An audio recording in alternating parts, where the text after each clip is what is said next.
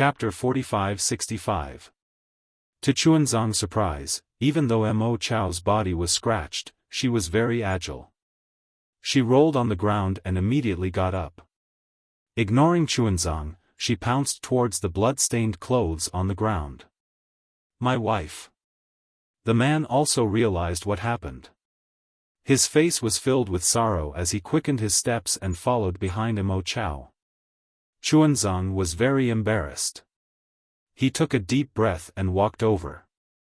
Benefactor, please listen to this poor monk's explanation. You. The man suddenly sped up and shouted, you killed my wife. You have to pay for my wife's death with your life, oh no. Seeing the man's strange behavior, Zhenhan was shocked. He quickly opened his mouth and was about to spit out a mouthful of sword qi. However, at this moment, Chuanzong was standing in front of him. Moreover, the fisherman had already spat out black gas from his nostrils. A black light like a control insect appeared in the black gas. Zhenhan's figure flashed. Just as she dodged Chuanzong's attack, the sword qi in his mouth had already been spat out. At this moment, there was another thunderous sound. Kill. A rolling shadow of a staff swept past Chuanzong's head. The powerful wave of qi not only pushed Chuanzong to the ground, but even Zhenhan's figure staggered a few times and almost fell down. Under such a powerful staff shadow, the control insect was already smashed into several pieces. As for the fisherman behind the control insect, he was not spared either. Where the staff shadow disappeared, his upper body was also smashed into meat paste. Father. Mo Chao had just pounced in front of her mother's corpse. Before she could smell the familiar scent on her mother's clothes, she heard another sound behind her.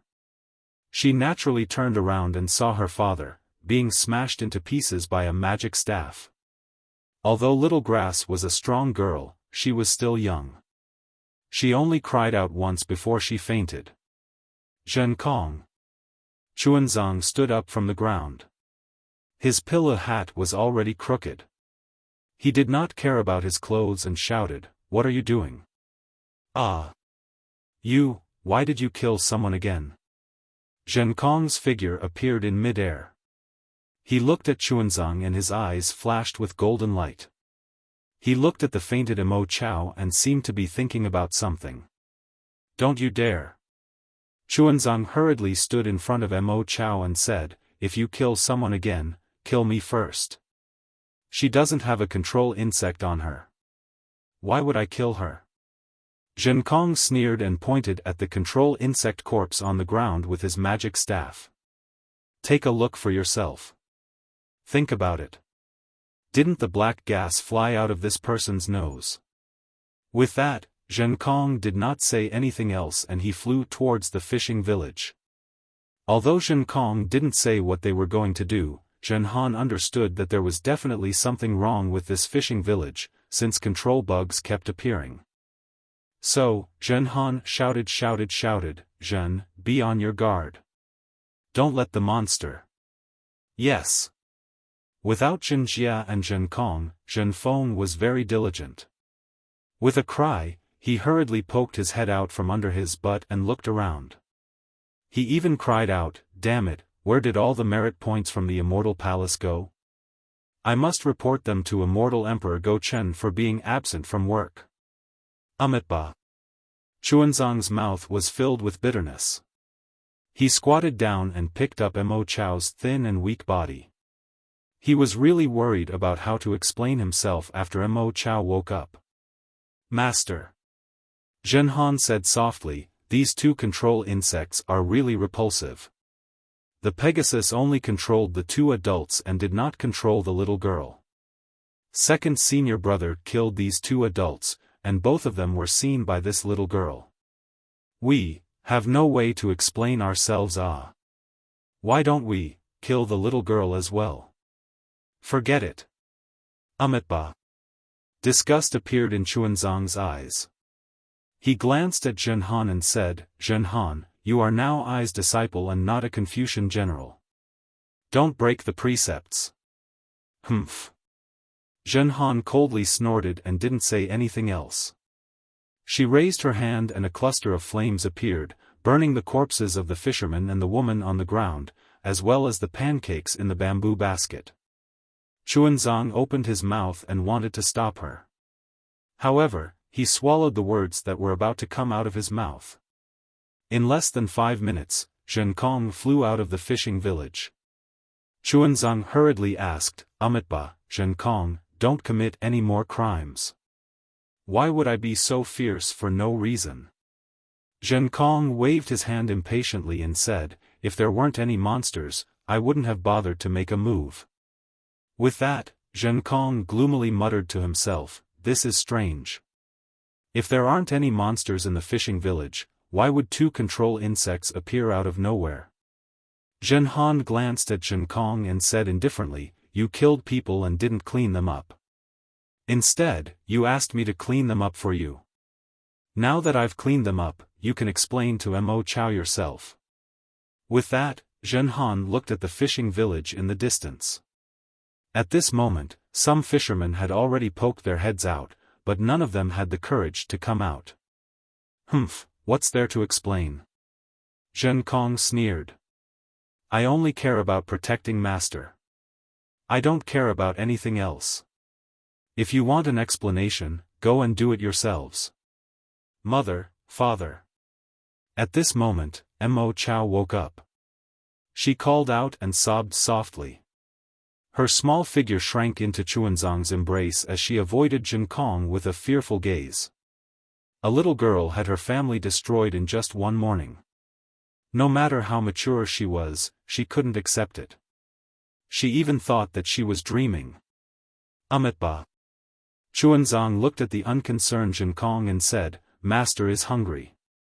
Mo Chao is also hungry. Go and ask for some karma." "Yes, Master." Zhen Kong didn't say anything else.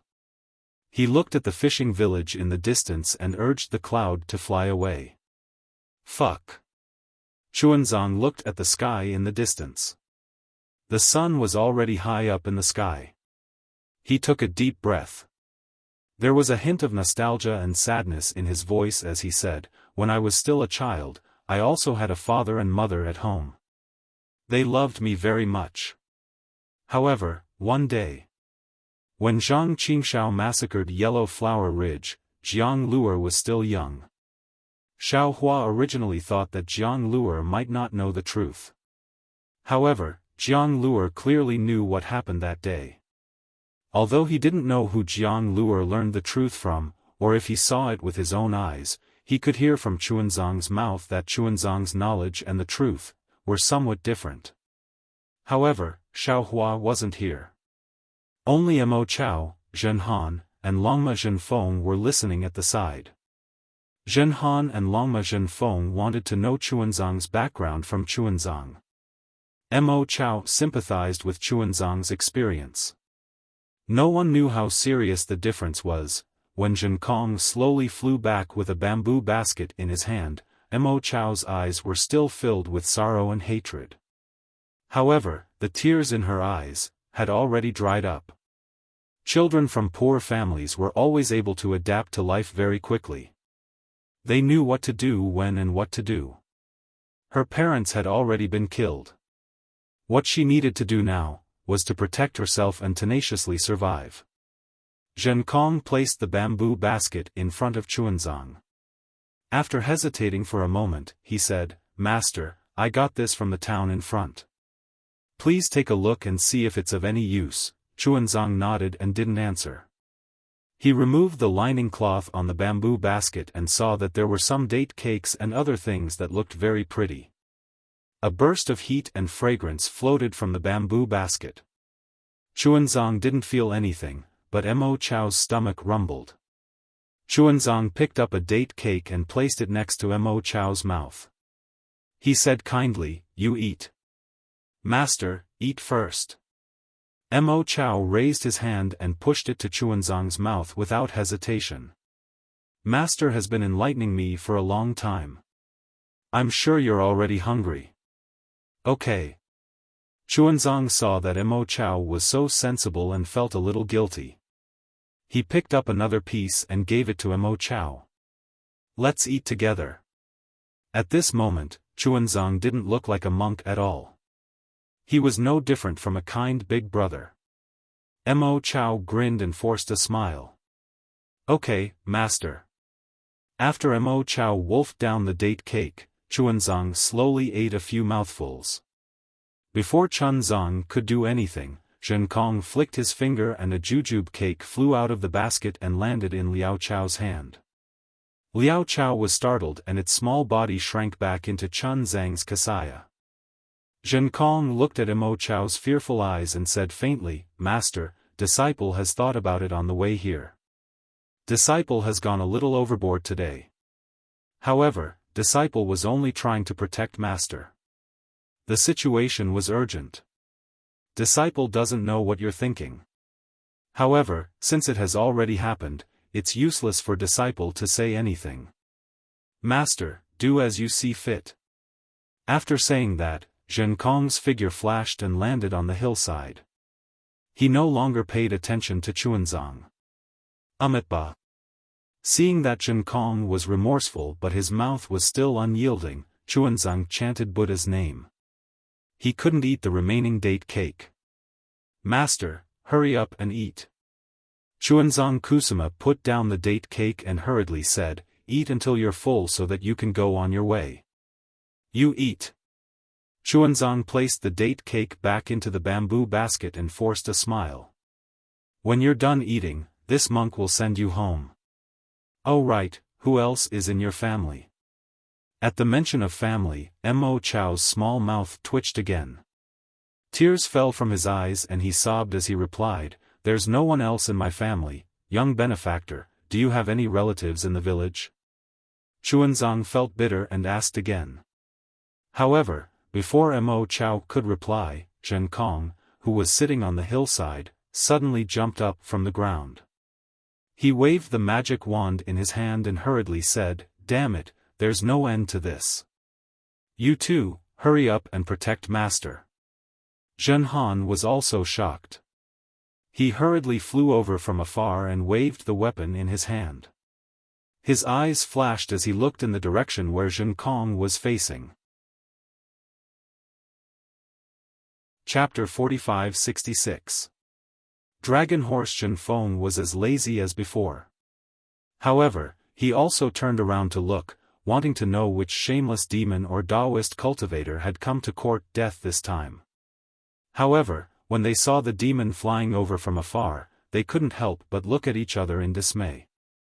This was because another identical Zhen Kong was carrying a peach tree on his shoulder and stepping on a demon cloud. He had a gloomy expression on his face as he flew back. The second Zhen Kong was clearly a little absent-minded and didn't release his origin will to investigate. Instead, the first Zhen Kong rushed into the sky and roared furiously, "Damned demon! You actually dared to transform into my appearance and come over. See if I don't kill you." Zhen Kong shuddered and looked in disbelief at the Zhen Kong who looked exactly like him standing in front of him. He hurriedly shouted, "Master." When the second Zhen Kong saw that Chuanzong was safe and sound, he threw the peach tree on the ground and roared furiously, "Damned demon, you actually dared to transform into my appearance and come over. See if I don't kill you." When the second Zhen Kong finished speaking, he was stunned. Not only were his words exactly the same as the first Zhen Kong, his tone was also exactly the same. Even he himself couldn't tell the difference. "Demon, hit as usual." The first Zhen Kong roared and waved his magic wand at the second Zhen Kong. The second Zhen Kong was also furious. He roared and waved his magic wand, "Demon, hit as usual." Oh my, there are actually two second senior brothers. Dragon Horse Zhen Feng laughed and said, "Which monster race is this? Actually transforming into a fire ape? Is he really not afraid of death?" Then, Dragon Horse Zhen Feng released his origin will and swept it across the two Zhen Kongs. "Hee hee, interesting." Zhen Han sneered. Which great sage wants to pluck the peaches this time? Did he get the approval of the Immortal Palace and the Thunder Monastery? Naturally, Zhenhan sneered and, like Dragon Horse Xiaofan, used the clear eyes technique to look at the two Zhenkongs. The dragon and the human were fine, but after looking at each other for a while, their expressions changed greatly. The two of them looked at each other with fear in their eyes. Neither of them dared to say another word. That was because the two Zhenkongs fighting before him not only had the same magic wand and the same techniques, even their strength was exactly the same.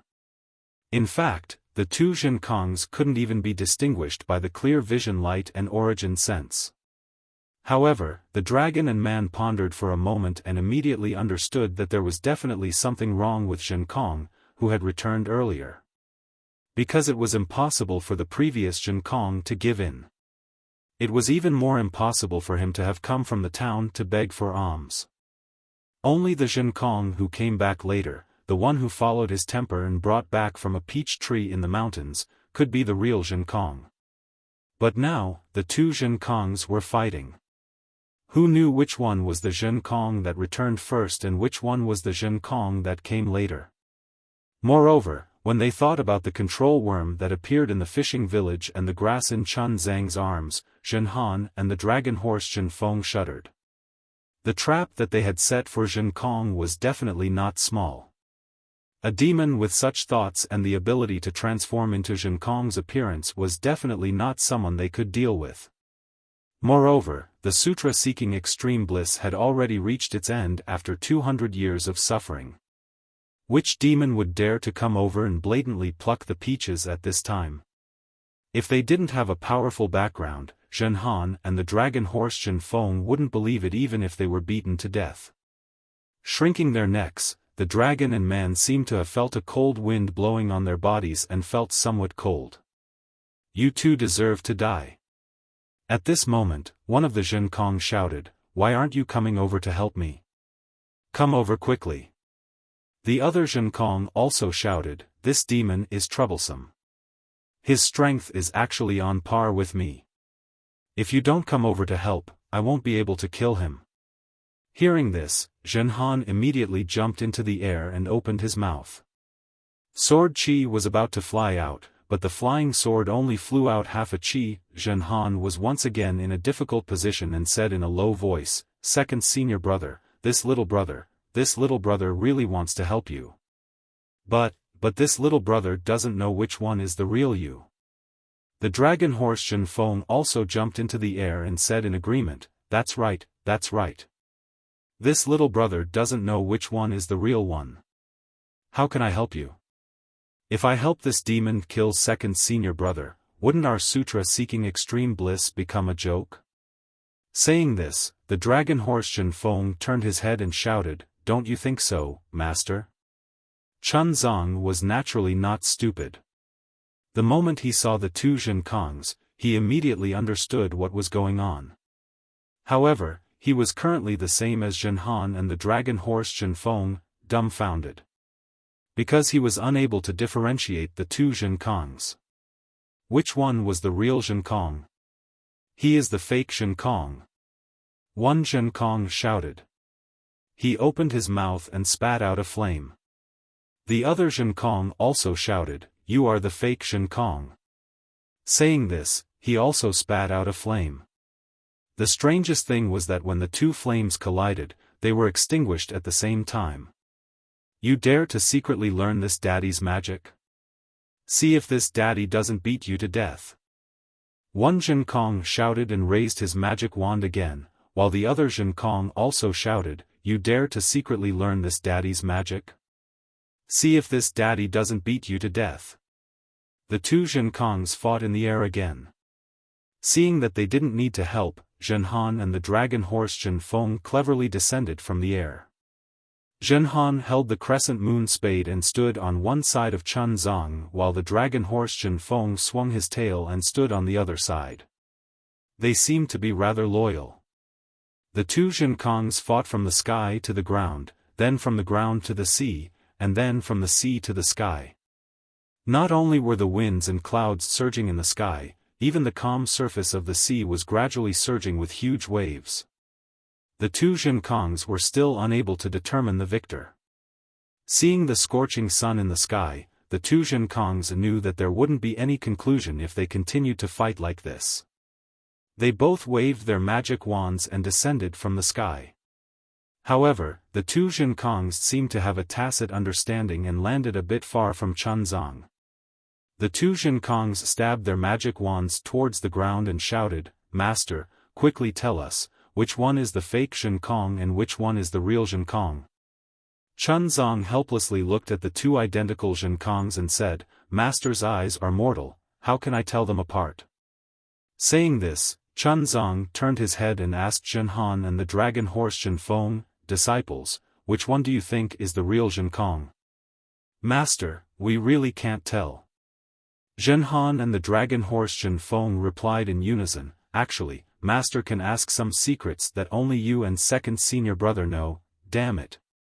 Without waiting for Zhenhan and the dragon horse Zhenfeng to finish speaking, the two Jinkongs cursed together, "Since it's a secret, how can Master ask it in person? If the fake Jinkong heard it, wouldn't he know?"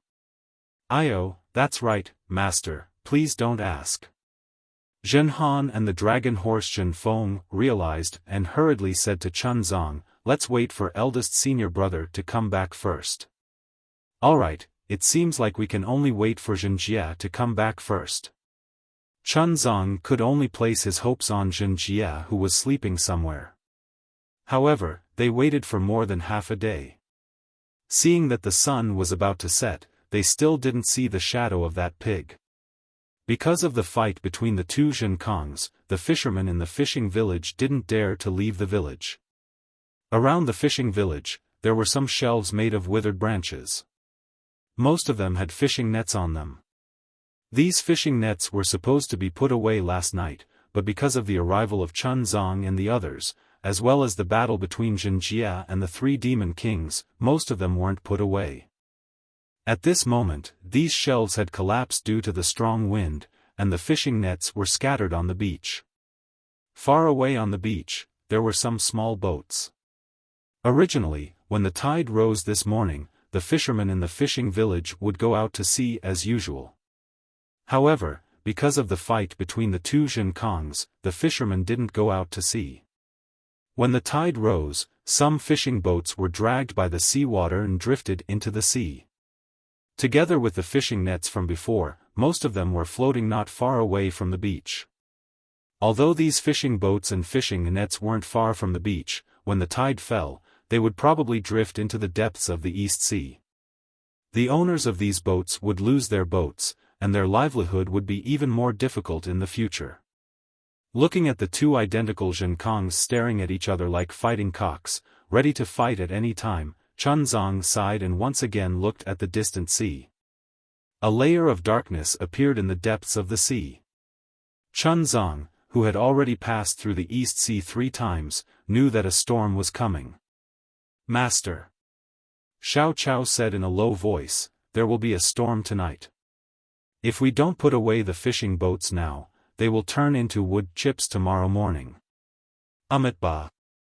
Chunzang sighed and said, "Even at this time, young benefactor is still thinking about others. You are really kind." "Master." Dragon horse Zhenfeng called from the side, "Let's find a place to hide from the rain. Who knows when eldest martial brother will come back this time? It's not the first time he went out to slack off. If the wind is calm, he might come back tomorrow. Now that there is a storm, he must be at the bottom of the sea somewhere." Chunzang pondered for a moment. What dragon horse Zhenfeng said was the truth. Zhenjie was loyal to Chunzang, but he was also very lazy. When they first came down from the snowy mountain, he was fine, lying on dragon horse Zhenfeng's back to sleep every day. Later, Zhenjie felt uncomfortable on dragon horse Zhenfeng's back, so he would find excuses to go out and fight demons from time to time. This fight would take at most 10 days, and at least a few days. However, at that time, Zhenkong was there, so Chunzang didn't feel that there was much difference. But now that Zhen Kong was in trouble, Zhen Jia went out to slack off. This small matter was a big deal. Let's go. Chun Zong stood up and said, let's go first. Don't block the fisherman's livelihood. If we don't go out to sea, I'm afraid that some families will be in trouble. Yes, master. The two Zhen Kongs answered at the same time, very habitually. Damn it. The two Zhen Kongs, who had just rested for a while, were furious again. With a loud shout, they started to fight again. Chapter 45-67. Chun Zong was helpless and could only say to Zhen Han, disciple, go and pick up the fishing boats and nets scattered in the sea. Don't let them drift with the waves. Master. Zhen Han looked at the two Zhen Kongs fighting and said nervously, right now, I still can't tell which one is real and which one is fake. Disciple has to protect your safety and can't leave without permission. Che. Longma Zhenfeng sneered, it's obvious that the one who came back first is fake. If he wanted to harm Master, he would have made a move already. Why wait until now? Humph, I think the one who came back later is fake. Zhen Han snorted, Zhenfeng, you are from the dragon race. Picking up fishing boats and nets from the sea is your specialty. You should be the one doing this. Bah. Longma Zhenfeng spat, I am the 10th prince of the Eastern Sea Dragon Palace. How can I do such a trivial thing? If the other princes of the Eastern Sea Dragon Palace were to know about this, how can I still keep my face? You are already being ridden by a pig. What face do you still want? Zhen Han retorted.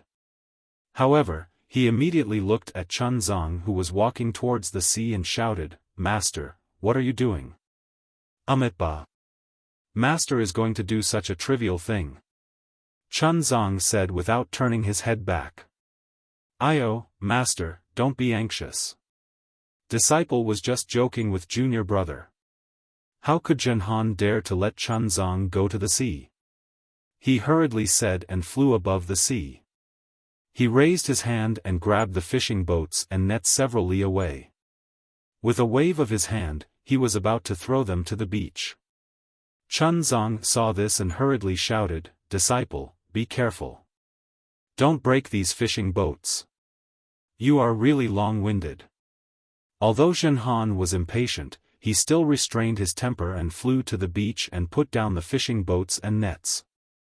After one more grab, the entire surface of the sea was cleaned. Zhen Han's face was a little pale as she gasped for breath and said, Master, disciple was fortunate enough to not disappoint you. Amazing. Third senior brother is really amazing. Longma Zhenfeng raised his hoof and praised with admiration. Gosh, Chuanzong looked at the little girl and asked, we should be on our way. This penniless monk will send you back to the fishing village. But Liao Chao blinked and said, Master, if you send me back, I will starve to death. How is this possible? Zhen Han sneered, although there are only 40 to 50 families in this small fishing village, there are still over 100 people. Wouldn't having a little girl like you mean having an extra pair of chopsticks? Besides, don't you know how to pick up seafood on the beach? Even if you were at home, would they just watch you starve to death? Mao Chao opened her mouth but didn't know how to explain. After a while, she pointed in the direction of the fishing village and said, before the new year, there was a guy called Smelly Fish in our village. His parents went out to sea and didn't come back. He disappeared after that. Amitba. Chuanjiwe chanted the name of Buddha. Zhuo Chao's worries are not unfounded. These fishermen only relied on fishing for a living, and even a family of 3 might have problems filling their stomachs. How could they spare the energy to adopt a little girl? Not to mention Zhuo Chao living alone. Who knows what kind of ancient people she would meet. In this era, people can only live for themselves. Conscience is about to disappear. This is also the reason why Master wants to bring the Mahayana Buddhist scriptures to the hidden immortal continent. So that under the illumination of Buddha's light, the world can become one. Master, do as you wish. Zhen Han casually replied. Zhen Feng. Chuanjue spoke again, come here. Yes, Master. Zhen Feng replied. Just as he took 2 steps forward, he suddenly realized something and cried out in shock, Monk, what are you doing? Amitabha, Zhuo Chao is still a child. Master wants to take her away, so naturally I have to ride on your body. Chuanjue replied indifferently. Dragon Horse Zhen Feng quickly retreated and shouted, how can this be? I am the 10th prince of the Eastern Sea Dragon Palace. How many people in this world can ride on my body? It is already good enough for me to become your disciple. You actually want a secular girl to ride on my body? You are humiliating me, humiliating my Eastern Sea Dragon Palace. Master. Zhen Han also frowned and said, if this Zhuo Chao is a boy, then so be it. We can just bring her along. She is a girl. Although she is young, she is still a girl. I am afraid that it will be inconvenient to bring her along, right? That's right. Dragon Horse Zhen Feng retreated far away and shouted, Monk, if you do this, you will make that Eastern Sea conch girl who is infatuated with you sad. Amitabha. Chuanjue replied, Master will bring Zhuo Chao along first. When we reach the city, I will find an honest family or a nunnery and let her stay there. Not good, not good. Zhen Han said anxiously, how can there be an honest family in this world? If Master leaves, who knows how they will treat Zhuo Chao? A nunnery is even worse. Zhuo Chao is still so young, how can she become a nun? Amitabha, then I will leave this matter to you. Chuanjue smiled and said, the hidden immortal continent is the foundation of Confucian cultivators. The immortal palace must have a place to settle the old, the young, the sick, and the disabled. Since sutra seeking in extreme bliss has the merit of Confucian cultivators, then Zhuo Chao should also be one of the merit. Monk, you set a trap for me. Zhen Han was startled and became somewhat angry. Chuanjue was not angry and said indifferently, Amitabha, if the immortal palace is selling dog meat under false pretenses, then you naturally don't have to do it. With that, Chuanjue pulled Zhuo Chao's hand and said, Zhuo Chao, follow this poor monk. Yes, Master. Zhuo Chao was very obedient. She stood up and looked at the fishing boat not far away with reluctance. She opened her mouth and wanted to say something, but in the end, she closed her mouth. Chuanjue was very attentive. After walking a few steps, he saw Zhuo Chao's sad expression and woke up. He turned around and brought Zhuo Chao to the fishing boat. Master, what are you doing? Dragon Horse Zhen Feng asked hurriedly. Zhen Feng, you go and tidy up the scriptures. Carry the scriptures and other things on your body first. Chuanjue instructed, Zhen Han, you go with Master to the fishing village and tidy up the things in Zhuo Chao's house. After all, this is Zhuo Chao's house. Don't let her grow up and forget the things in her house. Thank you, Master. Zhuo Chao heard this and tears flowed down her cheeks. No. Zhen Han wanted to say that he didn't want to go, but seeing Chuanjue's firm steps, he knew that he couldn't stop him. He thought for a moment and said, Master, you wait here. Zhuo Chao, come with me. With that, Chuanjue raised his hand and took Zhuo Chao into his hand.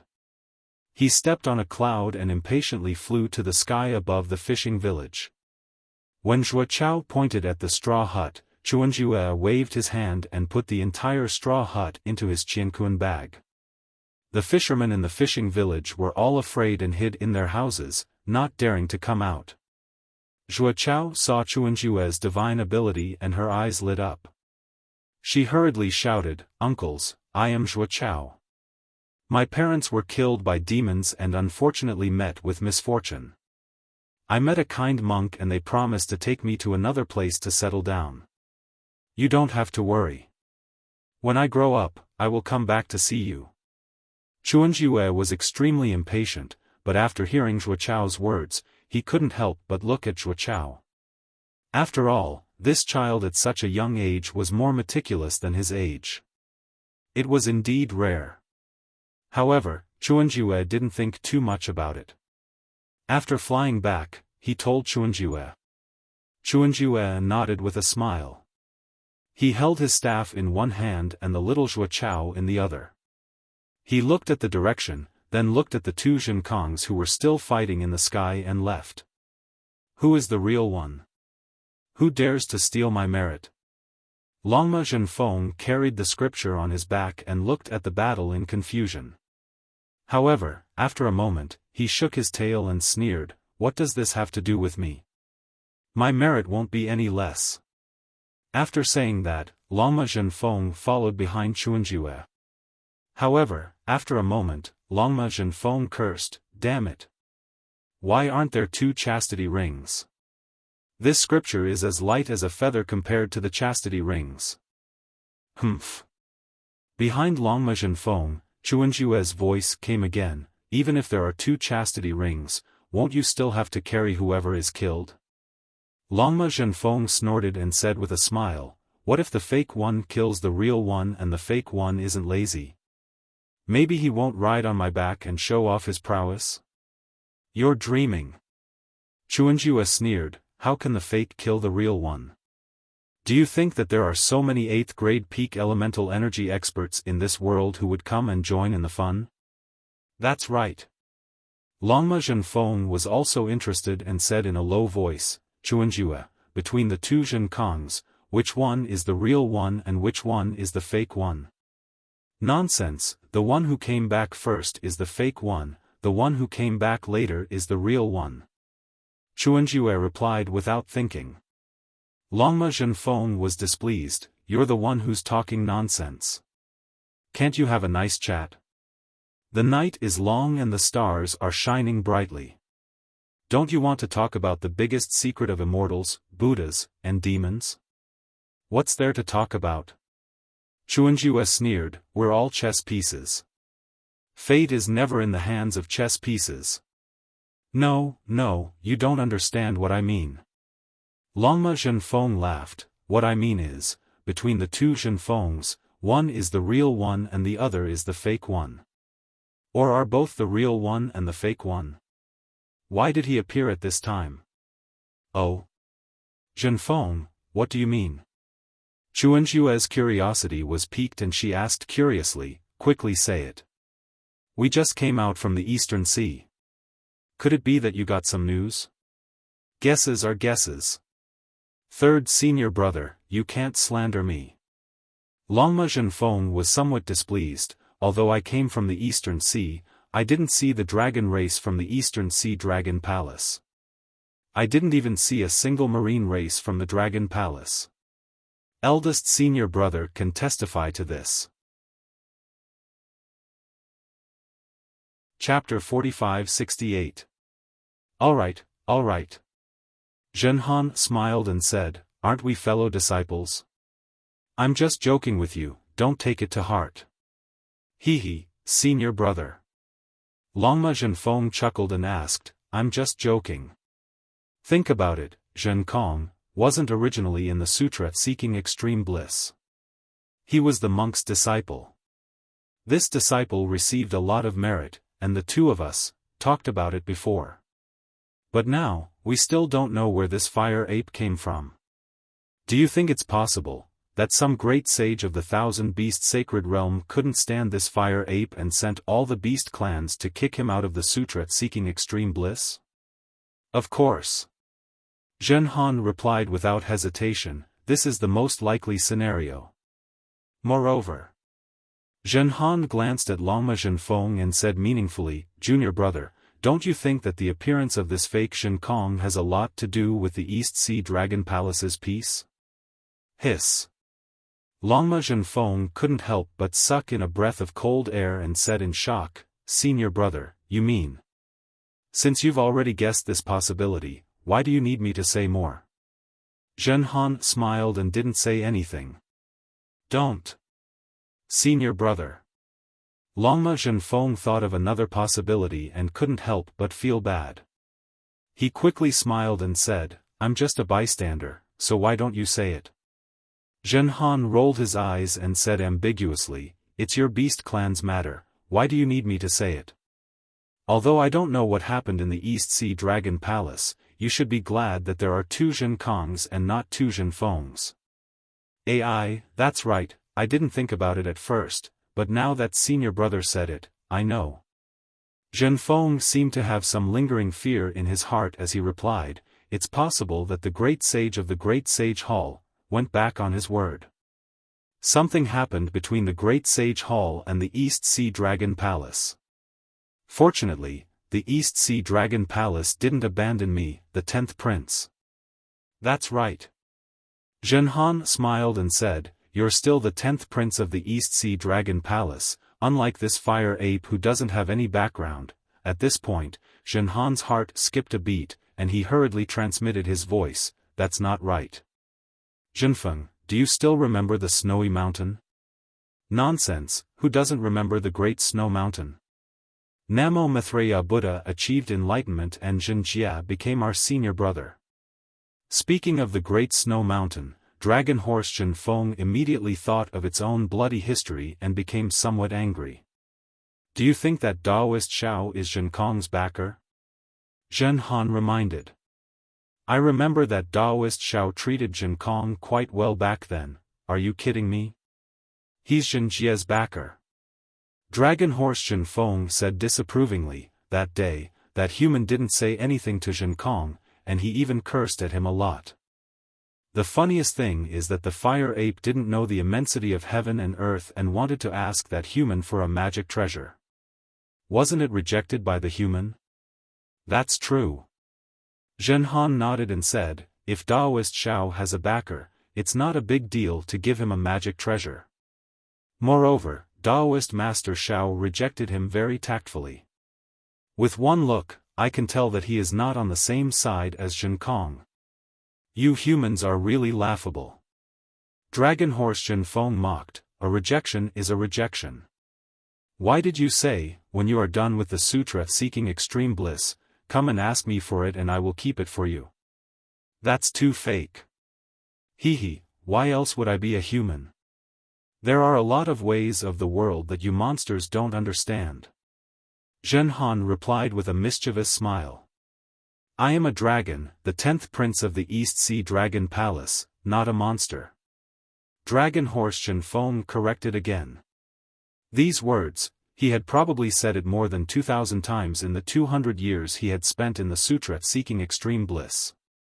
Zhen Han didn't mind. He raised his head and looked at the 2 Zhenkongs in the distant night sky and said with a smile, in my opinion, this fake Zhenkong was sent by the Great Sage Palace to kill Zhenkong and seize his merits. That's not right. Dragon Horse Zhenfeng was about to nod, but he suddenly thought of something and said in confusion, if this is the work of the Great Sage Palace, why didn't they lure Zhenkong to a secret place and kill him before letting the fake Zhenkong come back? That's right, that's true. Zhen Han also didn't understand, but then he asked curiously, if that's not the case, then how do you explain those 3 monsters with 8th grade essence energy? Weren't they sent by the Great Sage Palace to lure the tiger away from the mountain? It's getting more and more complicated. Dragon Horse Zhenfeng kicked his front hooves and said, if it isn't the Great Sage Palace, then could it be the Immortal Palace? How could it be the Immortal Palace? Zhen Han didn't understand what Dragon Horse Zhenfeng was thinking.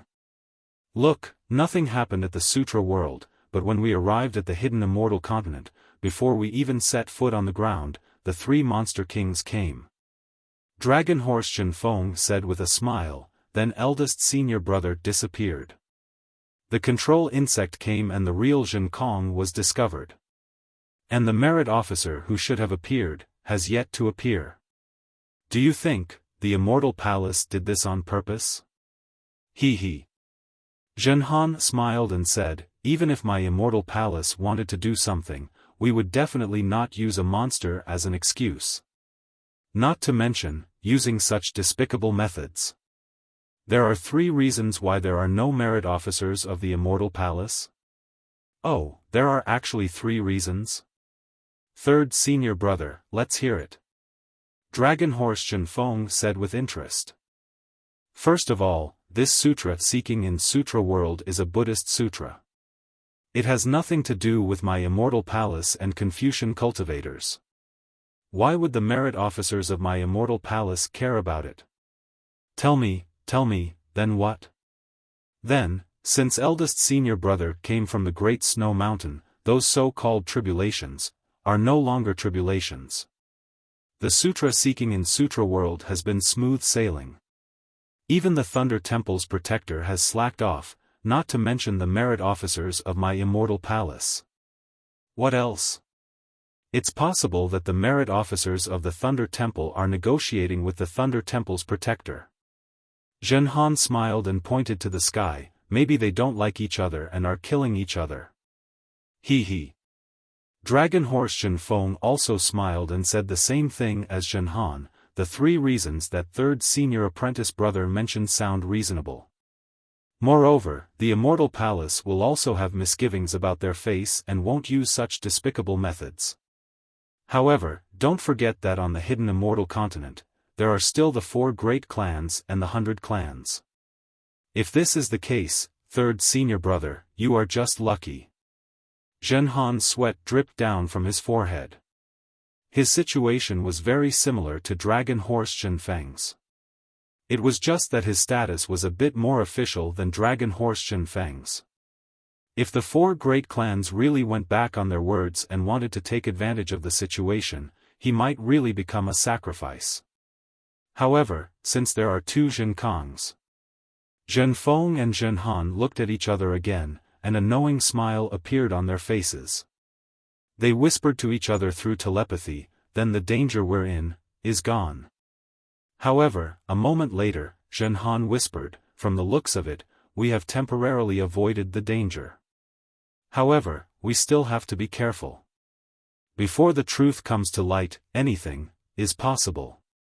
Everyone sweeps the snow in front of their own door. Don't worry about the frost on the roof of others. Draconic Horse Xiaofan was naturally very interested in this matter and whispered, who cares who is the real Xiaokong and who is the fake Xiaokong? Protecting ourselves is the right thing to do. Chunzong pulled Tuo Chao and walked at the front. Although he was not much faster than Dragon Horse Xiaofan and Xiaofan, he still couldn't hear the words of his 2 disciples. He also didn't understand the thoughts of his 2 disciples. He also didn't know that although he had obtained the sutra that could illuminate the hidden Immortal Continent, could the people who schemed and plotted against each other really let the Mahayana Sutra illuminate the hearts of the people? The night was extremely dark. There were no stars in the sky. Behind them, a gale gradually formed on the sea and a whistling sound gradually sounded. However, this whistling sound couldn't cover up the crackling sound of fighting above Chun Zhang's head. Occasionally, there would be a loud sound in the distance. It was unknown which Xiaokong was knocked to the ground. Then, there would be the sound of hills being smashed and trees being pushed down. Tuo Chao barely managed to walk for an hour. Then, Chunzong carried Tuo Chao and walked for another hour. Chunzong couldn't hold on anymore. His body was sweating profusely. He stood on the dark road and looked around. There was an indescribable feeling in his heart. However, a smile appeared at the corner of his mouth. This smile was really meaningful. Even Mahavarakana probably couldn't understand the meaning behind it. Xiaofan.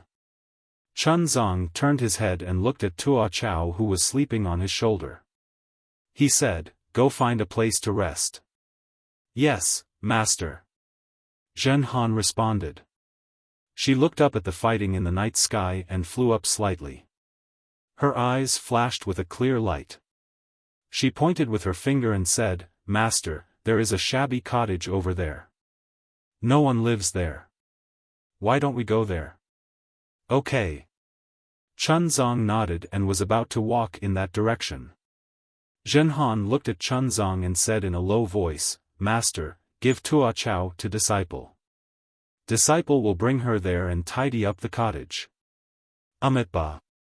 Go and tidy up. Tua Chao is sleeping soundly. Don't wake him up." Chunzong panted and replied. Zhen Han smiled and said, "Master, you underestimate disciple. How can disciple wake Tua Chao?" Then, Zhen Han raised her hand and Tua Chao gently floated up. Chunzong smiled and let Zhen Han fly away with Tua Chao. He didn't know when the fighting in the sky ended. Chunzong only knew that when he woke up from his meditative state, the entire thatched hut was rattling. The salty sea breeze was blowing outside, and heavy rain was pouring down. The entire thatched hut seemed to be about to be overturned by the storm. The storm had finally come. Chapter 45-69. Amidst the wind and rain, Mo Chao curled up her small body and laid beside Chunzong.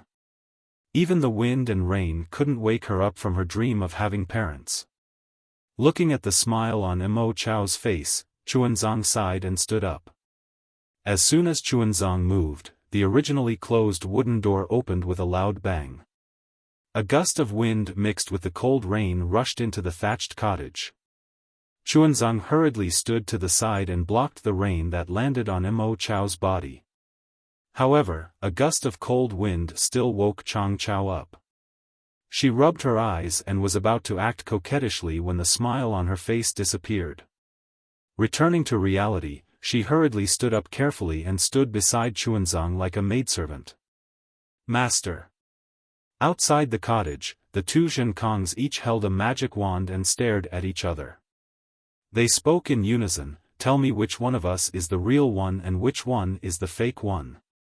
"The real one stays, the fake one, scram." Although the torrential rain outside the cottage was heavy, layers of demonic aura were generated in the space a few feet around the two Zhenkongs. The demonic aura was scorching hot like flames, preventing the torrential rain from landing on the two Zhenkongs. However, the two Zhenkongs were covered in mud and even had some bloodstains. It was obvious that they were injured during the fight. Chunzong looked at them and felt his heart ache. After listening to the two Zhenkongs, he understood that the two Zhenkongs were exactly the same. Neither of them could defeat the other. That was why they came to such a compromise. Unfortunately, Chunzong looked at them again and again. After the time it took to finish a meal, he spoke, "Disciple, I really can't tell, who is the real Zhenkong. You need the heavenly eye of Buddhism to be able to tell, right? Can't both of you fly? If you can, go to Lane Temple. Mahavarakana should be able to tell the difference." "Monk." To Chunzong's surprise, the two Zhenkongs spoke at the same time, "You think I've been protecting you all this time? Now that I need your help, you can't even tell who is the real one and who is the fake one." Chunzong was not surprised by Zhenkong's lack of respect. What he found strange was that the two Zhenkongs actually spoke the same word. He said helplessly, "Oh Zhenkong, you've seen it for yourself. It's not that I don't want to help you. Whatever you want to say, that fake knows in advance. Even the way you speak is the same. How can I tell the difference?" "If that's the case," the two Zhenkongs said at the same time, "let's go find the Vairocana revered one. Monk, be careful along the way. Go, master will wait for you here." Chun King nodded and replied. "Hee, monk, do you think Lane Temple is a small fishing village?" The two Zhenkongs mocked, "It'll take months or even years for us to make a round trip. You'd better go on your own." "I see." Chunzong was stunned. "If that's the case, why don't you wait until Zhenjie comes back?" "Him?" The two Zhenkongs sneered. If only he could see through it.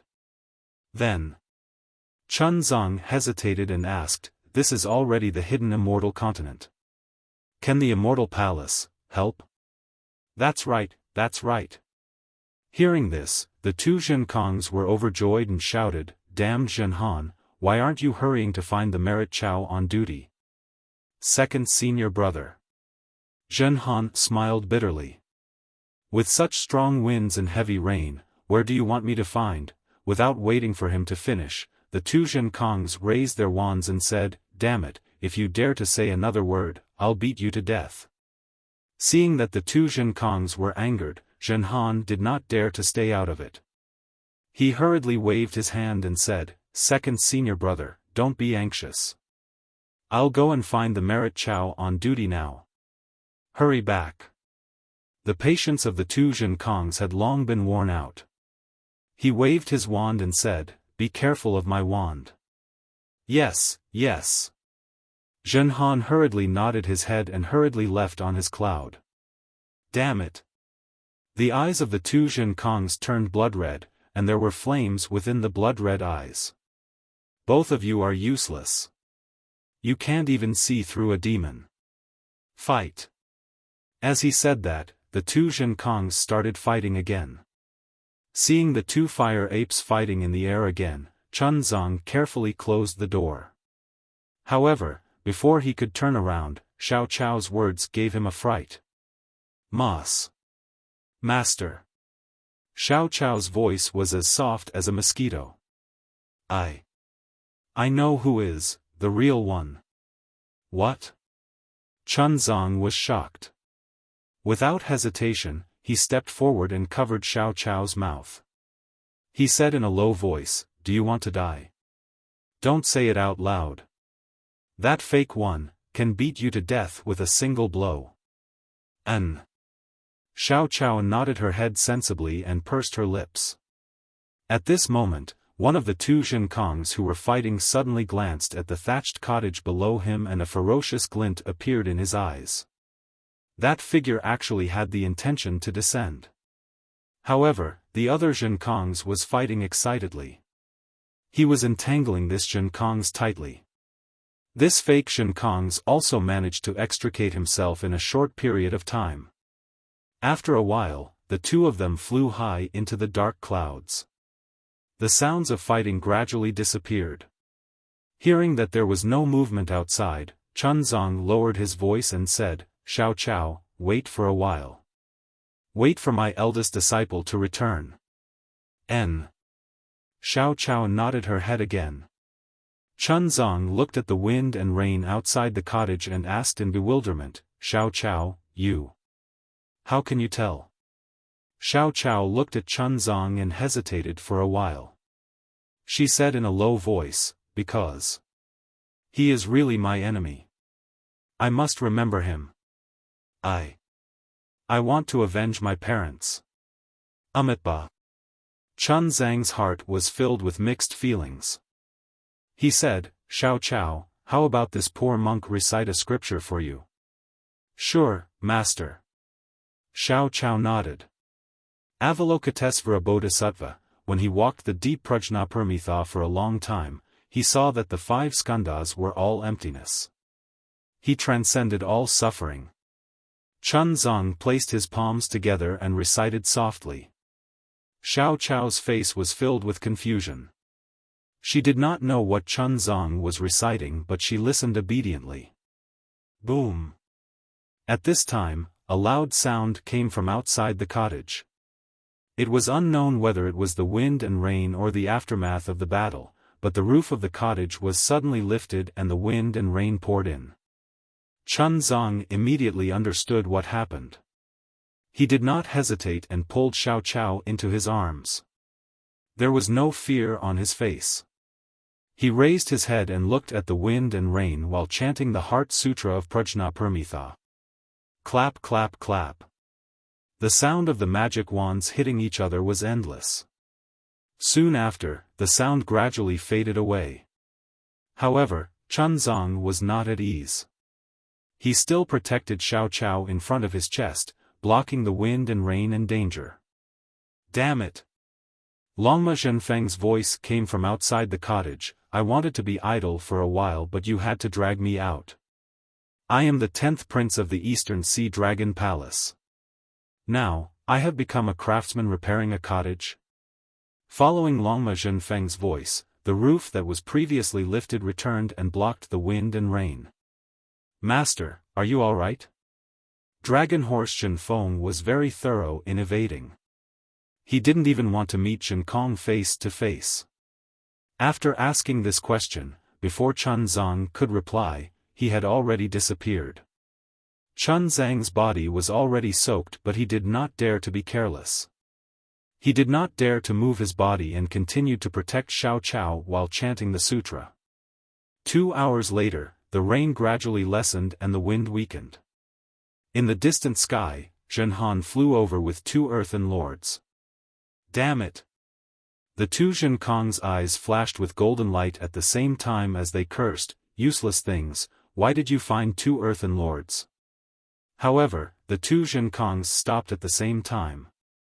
One of them glanced at the cottage that was gradually getting further away and seemed to be calculating something in his heart. Second senior brother. Zhenhan shouted, this little brother has found the land of the immortal palace. Useless things, can they tell who is fake? The 2 Zhenkongs did not hesitate to curse. Second senior brother, you don't know. Zhenhan smiled, I also have no way to find the earthen lords on duty. The only one I can find is the earthen lords. However, I heard from these 2 earthen lords that they met the earthen lords on duty yesterday. They should be dealing with the Buddhist sect's guardian heavenly kings and venerables. They will be back soon. How long? One Zhenkong said impatiently while the other Zhenkong looked at the cottage.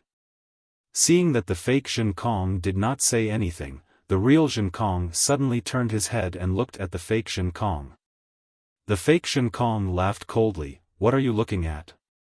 You fake, when the earthen lords on duty come, you will be exposed. Ha ha ha. The real Zhenkong used his hand to hit his chest and shouted, what a joke, what a joke. Between the 2 of us, who is the one who is afraid? Could it be that you are thinking of escaping? Ha ha ha. The fake Zhenkong used his hand to hit his chest and said, how can I be afraid? Masters.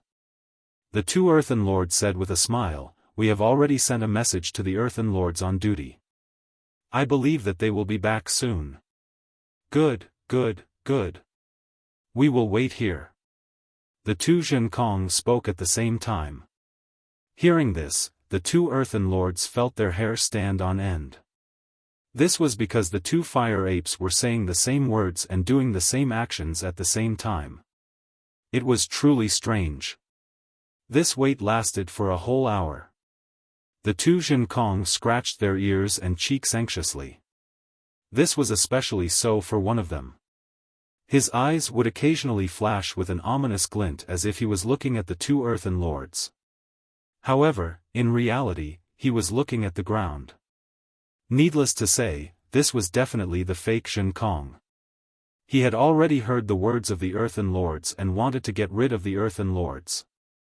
If there was only the real Zhenkong, he would not hesitate to rush down and kill the earthen lords. In fact, he had already tried flying down earlier. However, the real Zhenkong was watching him closely. As long as he moved, the real Zhenkong would fight him. Moreover, the earthen lords were being protected by Chuanzang. The fake Zhenkong would not be able to kill the earthen lords in a short period of time. Furthermore, the 2 earthen lords said that the earthen lords on duty were about to arrive. The fake Zhenkong was unable to grasp who the earthen lords were, what their cultivation level was, and when they would arrive. He was afraid that the moment he landed, the reward would arrive and mess up all the arrangements he had painstakingly made. Therefore, he hesitated again and again. It was during this little bit of hesitation that an hour passed. Looking at the storm and the sky revealing the light, the fake Zhenkong almost didn't dare to believe it. Chapter 45-70. Damn it! The fake Zhenkong cursed angrily. He finally made up his mind to attack regardless of the consequences. Unfortunately, as soon as he moved, the real Zhenkong, as he expected, thought that he was going to attack. He also cursed and rushed over with his magic wand. Roar, do you think I am afraid of you? The fake Shen Kong roared furiously. His magic wands rained down like rain, and his body rapidly plummeted to the ground. Swoosh! Right at this moment, 4 dignified gazes swept over. The moment they landed on the 2 Shen Kongs, they couldn't help but be stunned. Immediately after, 4 voices came from afar in unison, this. What is going on? Why are there 2 Shen Kongs?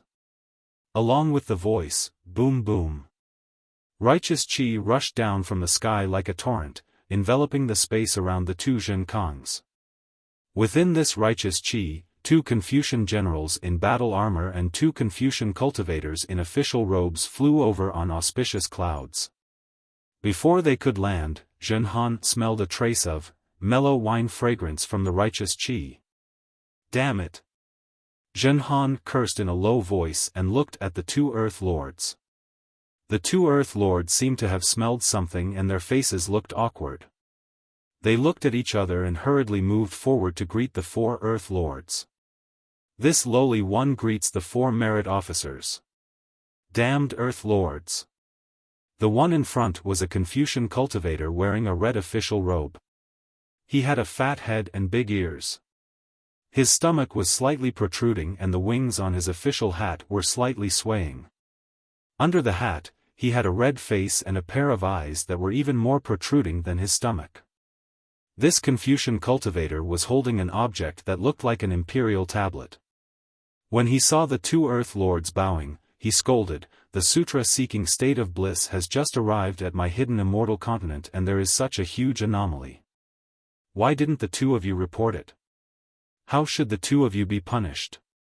The 2 Earth Lords panicked and hurriedly reported, "For merit officers, this lowly one didn't know that the sutra-seeking state of bliss had passed by this lowly one.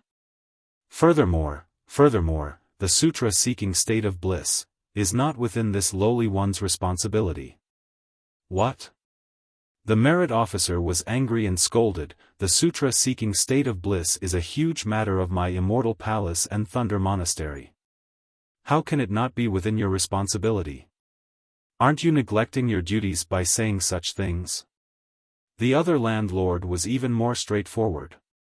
"This lowly one has already sent the information about this place to Sir Merit Officer 2 hours ago." Oh? The merit officer was startled.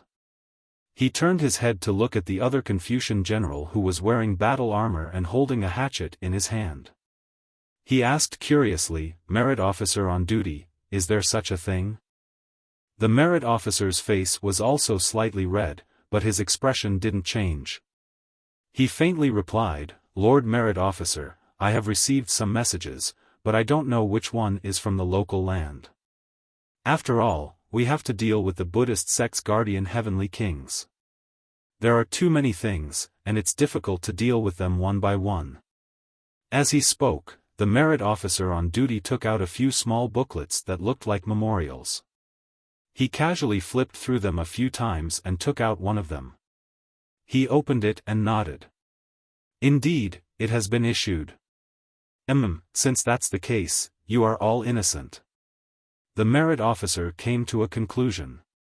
He looked at the ground and said proudly, "Thank you, my lord." The 2 landlords finally heaved a sigh of relief. Then, they immediately asked, "My lord, we still have duties to do.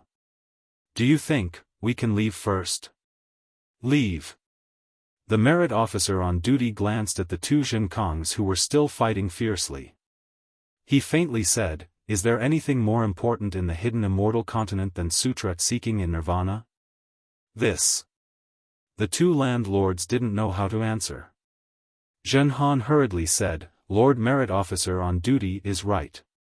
Sutra-seeking in nirvana came from nirvana to the hidden immortal continent.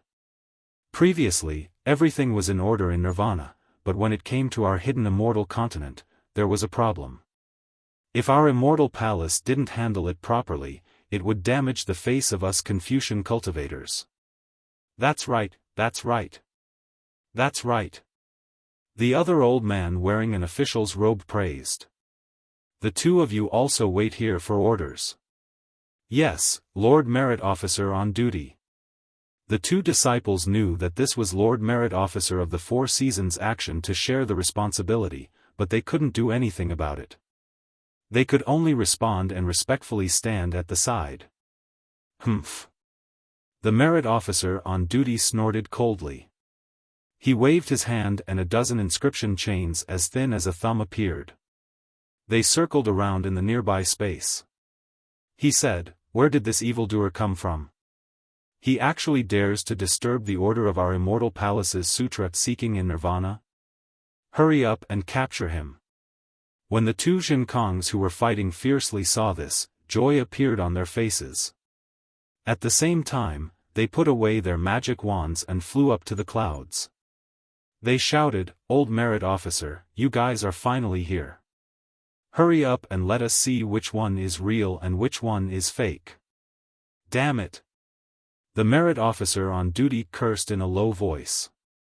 He raised his head and looked at the sky, which was filled with mottled clouds.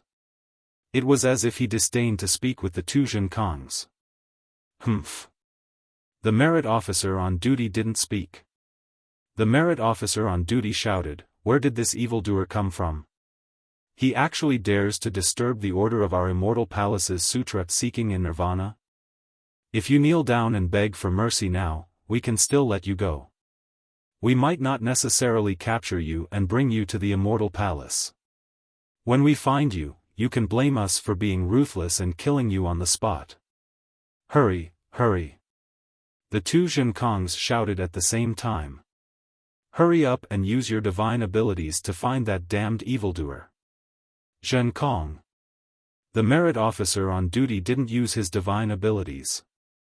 Instead, he said coldly, "I have already heard from the Guardian Heavenly King that ever since you participated in the sutra seeking in nirvana, you have protected Xuanzang's safety. However, along the way, you have killed many Yao and Daoist cultivators. Is it because you have killed too many Yao that he changed his appearance to harm you? Think about it yourself. Which powerful Yao have you offended? Old Merit Officer." The two Jinkongs immediately became angry. However, they still restrained themselves and said, "Are you here to capture the evildoer? Or are you here to judge my merits and demerits? The number of Yao and Daoist cultivators I have killed has nothing to do with you. You have no right to judge my merits and demerits. How dare you?"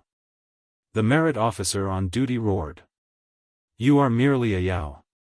You are already extremely lucky to have the qualifications to participate in the sutra seeking in nirvana. You actually dare to say such insolent words? Scram!" The two Jinkongs were furious. "Don't try to act sanctimonious in front of me.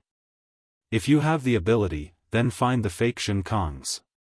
If you don't, then hurry up and scram.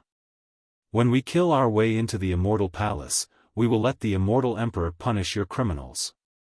With that, the two Jinkongs moved and were about to fly towards the depths of the hidden immortal continent. Wait! The Merit Officer on duty naturally wouldn't let the two Jinkongs leave.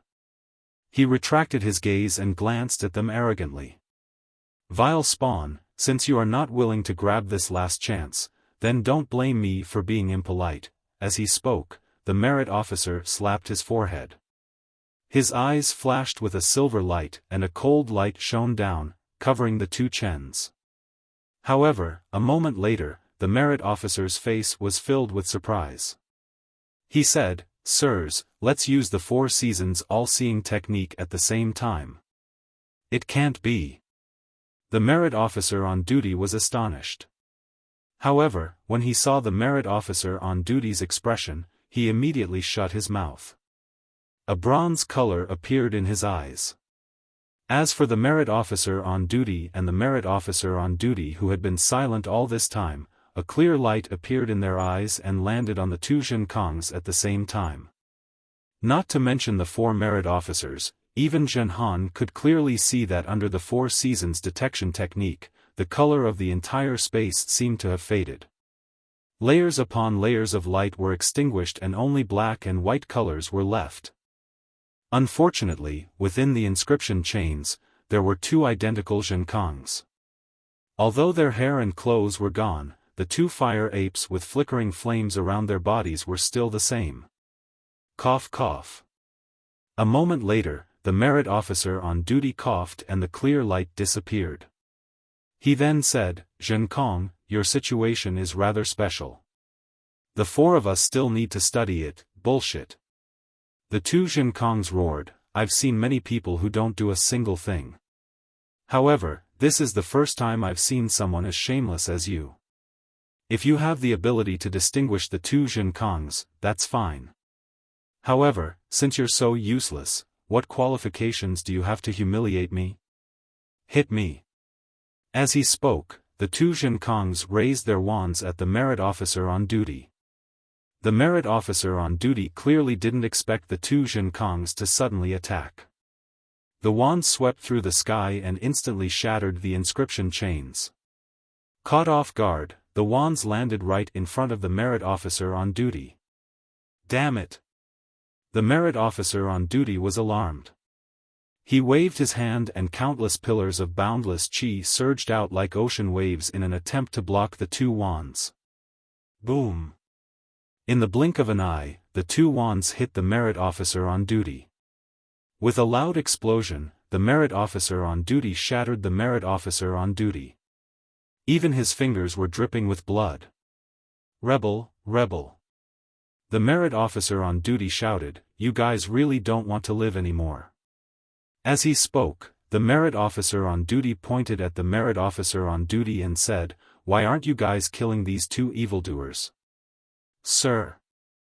The merit officer on duty and the merit officer on duty looked at each other and replied, "We were ordered by the immortal emperor to protect the master and disciple of the sutra seeking extreme bliss. Now that the two Zhenkongs can't distinguish the real from the fake, we can't do anything." Woo!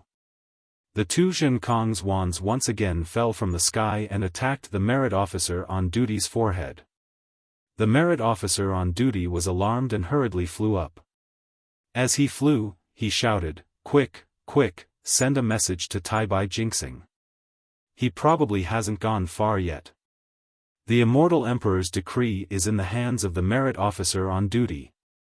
The merit officer on duty calmly replied, "We don't have a message from Tai-Bai Jinxing."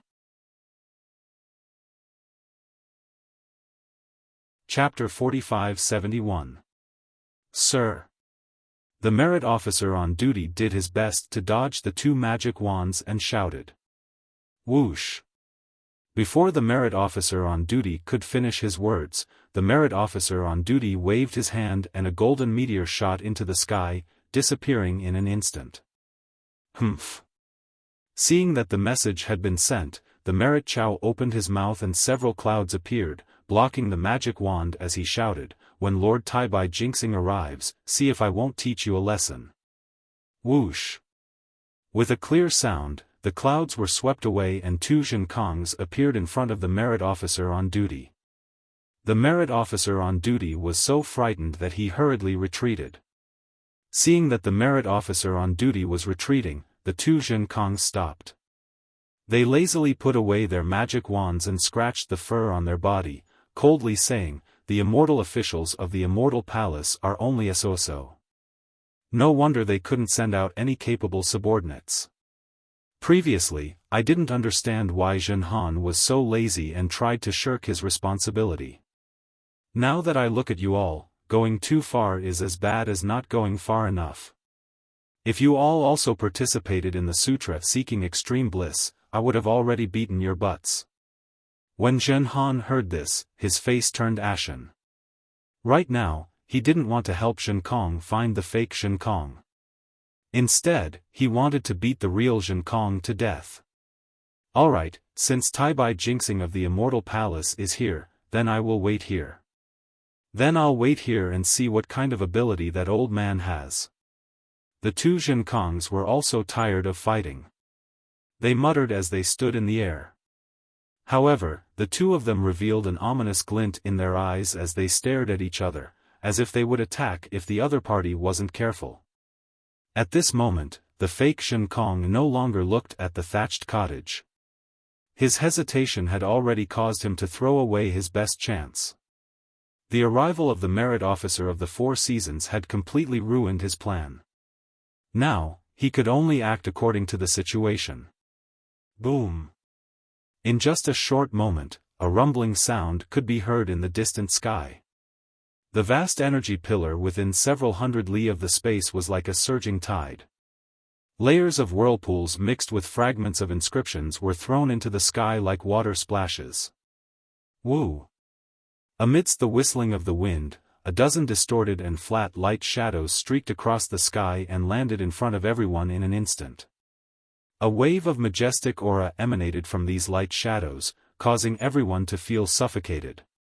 Just as everyone was about to bow and salute, Shua. A tricolored rainbow bridge appeared among the dozens of lights and shadows, and shot towards the sky where everyone had come from. Boom boom boom. Hundreds of mighty pillars of energy descended, and the dozens of glowing figures instantly filled up.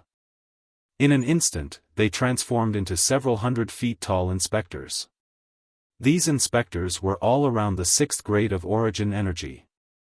Each of them stood there proudly, allowing the clouds around them to flow like water and cover the area within 100 miles. Woo! The three-colored bridge let out a roar and quickly shrank. An old man with white hair and a whisk flew out from the bridge. This old man had a kind face and looked very hale and hearty. However, when the old man landed in front of them, a formless pressure surged through the mighty aura in the sky, causing everyone to feel as if they were looking up to a tall mountain. This official greets Lord Tai Bai Jinxing. The merit keepers of the Four Seasons did not dare to be negligent. They all bowed and greeted respectfully. Tai Bai Jinxing's gaze swept across the two Shen Kongs, and he already knew what had happened. He waved his whisk and said indifferently, "Wait for me to come over. You must have sent a message for this old man to come over because of these two fire apes. Lord is wise." The merit keepers of the Four Seasons said with a flattering smile, "You didn't even wait for this official to speak and you were already able to see the reason. This official truly admires you." Tai Bai Jinxing did not reply. Instead, he looked thoughtfully at the two fire apes, and then raised his head to look in the direction of the eastern sea. He said in bewilderment, "This is really strange. This matter of the real and fake Shen Kong doesn't seem to be arranged by the Immortal Palace. Could it be a test from the Lane Temple? Old man Tai Bai." When the two Shen Kongs saw that Tai Bai Jinxing did not differentiate between the real and fake Shen Kong, and instead suspected that it was a trap from the Lane Temple, they could not help but cry out, "What exactly are you?" Before the two Shen Kongs could finish speaking, the two patrol officers roared, "How dare you!" Then, with a loud boom, two bolts of 5 Qi righteous lightning struck down at the same time, hitting the two Shen Kongs. Ioyo! The two Shen Kongs cried out in pain at the same time, and they rolled in the air in the same manner. Interesting, interesting. When Tai Bai Jinxing saw the two Shen Kongs in the same situation, his eyes lit up. He could not help but stroke his beard and laughed, just where did the Lane Temple get these demons from? They are actually so intelligent. Damn it! The two Shen Kongs cried out in pain. Lightning circled around their bodies, and the mighty aura turned into inscription chains that bound their hands and feet. At the same time, they cursed softly, "Why are you torturing this old man for no reason? If you have the ability, hurry up and drag this demon out. Demons are hard to get rid of." Tai Bai Jinxing coldly looked at the two Shen Kongs and said, "Even if this demon brought the Mahayana Buddhist scriptures to the hidden immortal continent, how many Buddhist sects can they ignite?" Previously, this old man was still worried, but after looking at this fire ape, this old man finally understood the immortal emperor's intention. As he spoke, Tai Bai Jinxing pointed his finger at the two Shen Kongs, and the two Shen Kongs cried out in pain.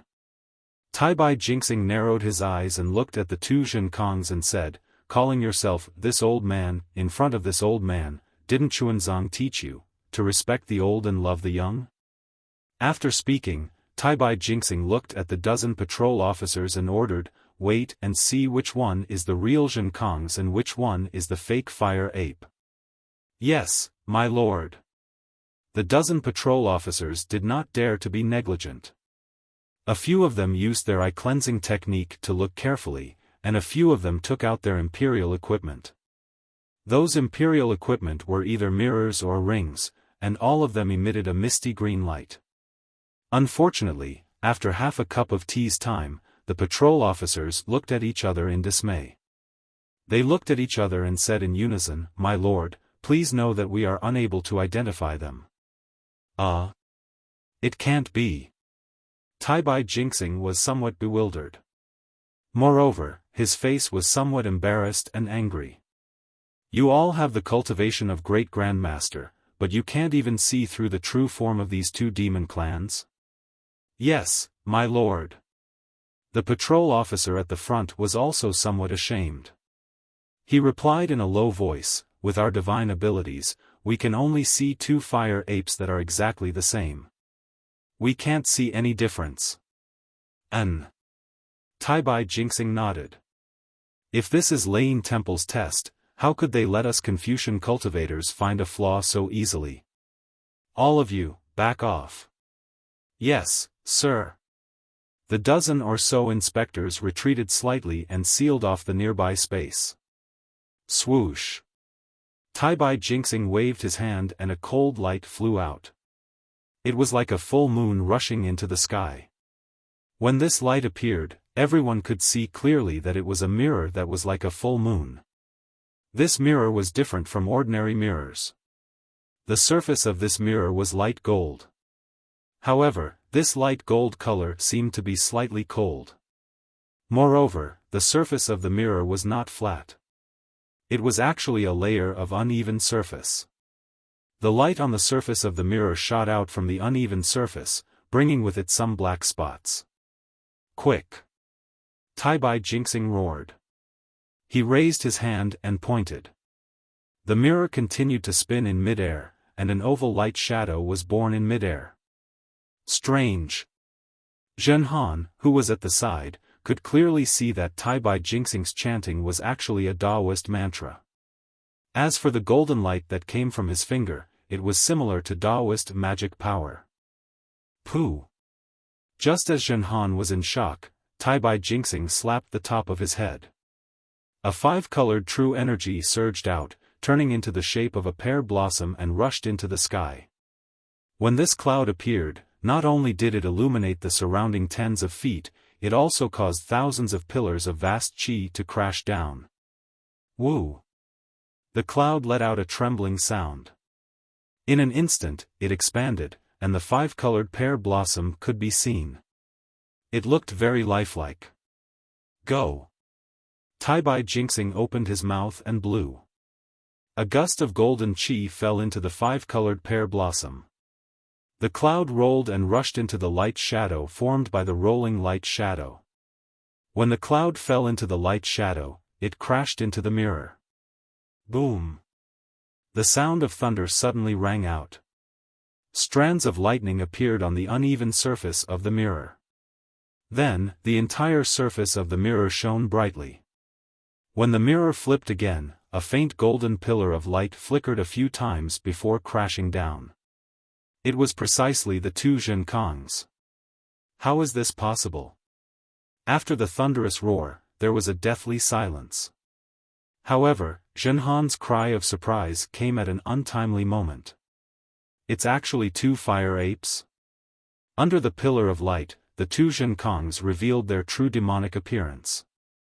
Within the flames that were thousands of feet in size, the two fire apes revealed their ferocious faces. Two sharp fangs protruded from their bloody mouths, and a pair of blood-red eyes were filled with ferocity. After Zhenhan's cry of surprise, she immediately came to her senses and hurriedly said in a low voice, "This junior knows her mistake." Then, she lowered her head with confusion in her heart. After all, no one knew the origin of the Zhenkongs.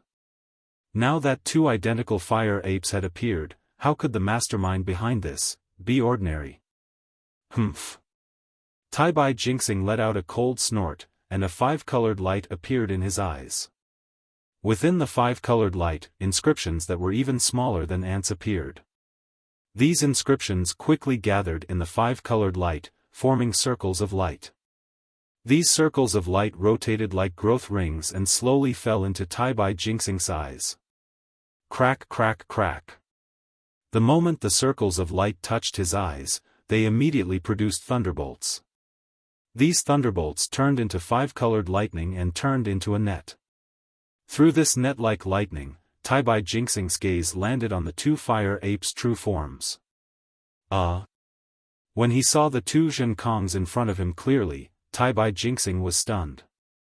Then, as if he didn't dare to believe himself, he blinked his eyes, and the net of thunderbolts in his eyes flashed again.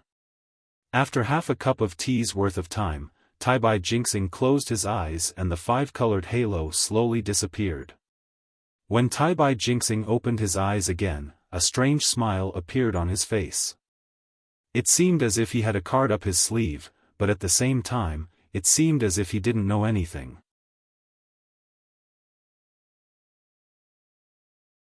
Chapter 45-72. Tai Bai Jinxing raised his hand and pointed. The pillar of light on the mirror disappeared and slowly returned to his hand. Tai Bai Jinxing was not in a hurry to put away the mirror. Instead, he played with the mirror in his hand and looked at the two Zhenkongs whose fire ape true form had completely disappeared. Old man Tai Bai. At this moment, one of the Zhenkongs spoke while the other one didn't. However, right after the first Zhenkong finished speaking, the second Zhenkong also shouted, "Can you tell who is real and who is fake?" "Of course I can." Tai Bai Jinxing seemed to have made a decision and replied with a smile. "Speak, speak." The two Zhenkongs shouted together, "Who is real and who is fake?" "Both of you are real and fake." Tai Bai Jinxing replied with a double meaning. "Bullshit." One Zhenkong said angrily, "Since you can tell, why don't you dare to say it? Could it be, this is a scheme set up by your immortal palace?" The other Zhenkong also laughed and said, "Old man Tai Bai, if you can't tell, then just admit it. Why are you deliberately mystifying things here? I heard that Immortal Palace's immortal Emperor Go Chen has a clear sky mirror that can search the entire world. Presumably, that thing can tell who is the real Zhenkong. When His Majesty Immortal Emperor Go Yi makes a move, I can see it clearly." Tai Bai Jinxing said proudly. "If that is the case, Lord Tai Bai Jinxing." One Zhenkong could not help but plead, "Tell me, who is the real Zhenkong? If I am the real one, then why didn't I kill that guy? This old man has already said that the two of you are both real and fake." Tai Bai Jinxing sneered, "Thunder Sound Temple actually did this in Hidden Immortal Continent. I don't know what their intentions are. If that is the case, then why should I expose them? Let them deal with it themselves." "Damn it, damn it!"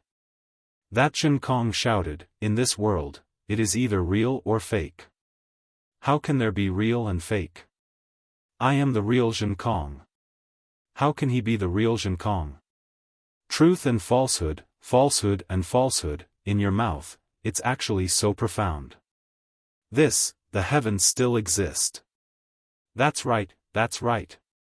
The other Zhenkong also mocked. "Since you know the truth, why don't you say it? It will also let us know who is the true Confucian scripture master." Sun Lei. Tai Bai Jinxing completely ignored the two Zhenkongs and ordered, "Take 4 patrol officers with you and protect Xuanzang well. Don't let anything go wrong. This subordinate understands." One of the patrol envoys replied and flew down to the thatched cottage with 4 other patrol envoys. At this moment, one of them, Zhenkong, was no longer as impatient as before. He looked on coldly without saying a word. "Sun Hong." Tai Bai Jinxing ordered, "Send a message and ask the Thunder Temple's guardian Heavenly King and Namo Wise Manjushri to come back." Tai Bai Jinxing enunciated the word "please" very loudly, as if he was angry. Yes. One of the patrol envoys replied and was about to take out a communication object from his waist. At this moment, Tai Bai Jinxing rolled his eyes and said with a smile, "Namo wise Manjushri is a famous bodhisattva of the Thunder Temple. If he doesn't come back after receiving the message, our immortal palace will be guilty of disrespect. Forget it. Sun Hong, go and ask them. I believe they won't be in a hurry to return to the Thunder Temple." "Yes, my lord." Sun Hong agreed, and thousands of lights and shadows appeared around her. These lights and shadows twisted and extended toward the East Sea along with the great pillar of Qi. Damn it, damn it, damn it. Seeing Sun Hong fly away, the two Zhenkongs shouted in irritation and waved their magic wands. "I'll beat you to death, you damned imposter." Crackle crackle. The two Zhenkongs began to fight again. However, because there were several inspectors in the sky who had sealed the space, the two Zhenkongs could only fight at an altitude of several thousand feet. They could no longer freely descend. Amitabha. Seeing the 5 patrol envoys descending and protecting the thatched cottage, Chunzong hurriedly walked out of the thatched cottage and bowed. "This poor monk has something important to tell you." Sun Lei didn't dare to be negligent. He hurriedly descended and returned the greeting. "Master, are you hungry? I'll immediately ask the Earth Lord to bring some vegetarian food here." "Amitabha, this poor monk is talking about the two Zhenkongs." Chunzong pulled Mao Chao and said, "This child can tell who is this poor monk's true disciple." How is that possible?" Sun Lei was shocked. "These two fire apes look exactly the same and their divine abilities are also the same. Even I can't tell them apart. How can this little girl of the mortal realm tell them apart?" "Amitabha, I'm ashamed to say this." A bitter expression appeared on Chun Zhang's face. He said, "It's this poor monk's fault. My disciple Zhenkong accidentally killed Mao Chao's parents in order to subdue demons and devils." Sigh, Amitabha, Amitabha. Sun Lei seemed to have understood and said softly, "The power of hatred is too strong. Master, please wait for a moment." After a while, Sun Lei returned and said softly, "Lord Tai Bai Jinxing already knows about this." "Master, you don't have to care about this matter. We'll know in a while." Chunzong was puzzled. However, he knew that he was just a mortal. He put his palms together and said, "Amitabha, then I'll have to trouble you, benefactors." Then, Chunzong brought Mao Chao back to the thatched cottage and waited for the truth to come out. After about an hour, the two Zhenkongs were tired. Just as they were about to stop, a Buddhist light appeared in the distant sky and the sea. Amidst the chanting of sutras, a Buddhist cloud seemed to be moving slowly, but it flew quickly without leaving a trace. It appeared in front of everyone's eyes and immediately appeared in front of them. A mocking look appeared in Tai Bai Jinxing's eyes as he nodded slightly at the inspectors. As the inspectors nodded, they raised their hands and waved. Hundreds of inscription chains appeared and sealed off the space within a few thousand feet. No one could see what was going on inside. Then, Tai Bai Jinxing waved the horsetail whisk in his hand and teleported to the front. He raised his hand and saluted, "Greetings, Manjushri. We've only parted for a few hours. Now, I have to trouble Manjushri to come back. I'm really sorry." Manjushri smiled and hurriedly returned the salute. "Benefactor, you're too polite. We're all waiting for the Sutra of Nirvana to be completed successfully. It's nothing for me to fly back and forth a few times. I just don't know. Benefactor, do you have something important to say?" Saying this, Manjushri looked at the sealed space and was puzzled. Behind him, several heavenly guardians of the Buddhist sect also glared at the inspectors and finally fixed their eyes on Sun Hong. Sun Hong shrugged and flew to Tai Bai Jinxing's side. He only said that Tai Bai Jinxing had something important to say. He didn't mention anything about the two Zhenkongs. Bodhisattva, you really don't know? Taibai Jingxing smiled again and asked meaningfully. Manjushri shook his head. I really don't know what you have to say. Please say it clearly. Bodhisattva. Taibai Jingxing frowned and said unhappily, the matter has already come to this point. Why are you still hiding it? I've already found something strange. If I say it out, Mahavarakana World Venerable's face will not look good. Benefactor. Manjushri was even more puzzled. He raised his hand and pointed at the sealed space. I really don't understand. Is it the strange thing that Shurjan said? Indeed. Taibai Jingxing saw Manjushri's reaction and felt a little nervous. After answering, he asked tentatively, Bodhisattva really doesn't know what's inside? I really don't know. Please enlighten me. Manjushri nodded and answered. Okay. Taibai Jingxing smiled faintly and ordered, open the space and invite Manjushri Bodhisattva to take a look. Yes. Everyone nodded and waved their hands. All the inscription chains were withdrawn, revealing the two Zhenkongs in the space. Manjushri was shocked. Why are there two Zhenkongs? Yes. Taibai Jingxing smiled. There are two Zhenkongs. That's why I don't know which one to choose. I specially invite Manjushri Bodhisattva to guide me. Bodhisattva, Bodhisattva. The two Zhenkongs immediately jumped out of the space and flew to Manjushri Bodhisattva. They bowed and said, Zhenkongs greet Bodhisattva. Unfortunately, after saying one sentence, the two Zhenkongs shouted again, I am the real Zhenkongs. He is the fake Zhenkongs. You are the fake Zhenkongs. I am the real Zhenkongs. The other Zhenkongs shouted with the same voice. Roar. As he spoke, the two Zhenkongs roared and started fighting again. Manjushri Bodhisattva frowned and put his palms together. He asked, Amitabha. Benefactor, which one is the real Zhenkongs? I can't tell. Taibai Jingxing smiled. Otherwise, I wouldn't have asked Bodhisattva to return. Benefactor, didn't you find something fishy? Manjushri Bodhisattva said unhappily. Fishy is fishy. The truth is the truth. Taibai Jingxing smiled and said, I can only find something fishy. As for the truth, I'm afraid only the Buddhist faction can find it.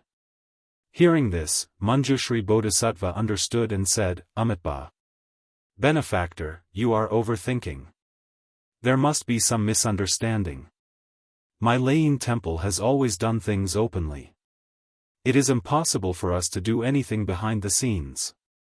Moreover, Chuanzang just brought his disciple back to the hidden immortal mainland. How could my Laying Temple do something so obvious? This fake Zhenkongs must be from the demon race. Although Manjushri Bodhisattva said firmly, Taibai Jingxing was still skeptical. He nodded and said, Bodhisattva, I can believe in the world venerable. But these two Zhenkongs. He. Bodhisattva, please use your divine power and we will know.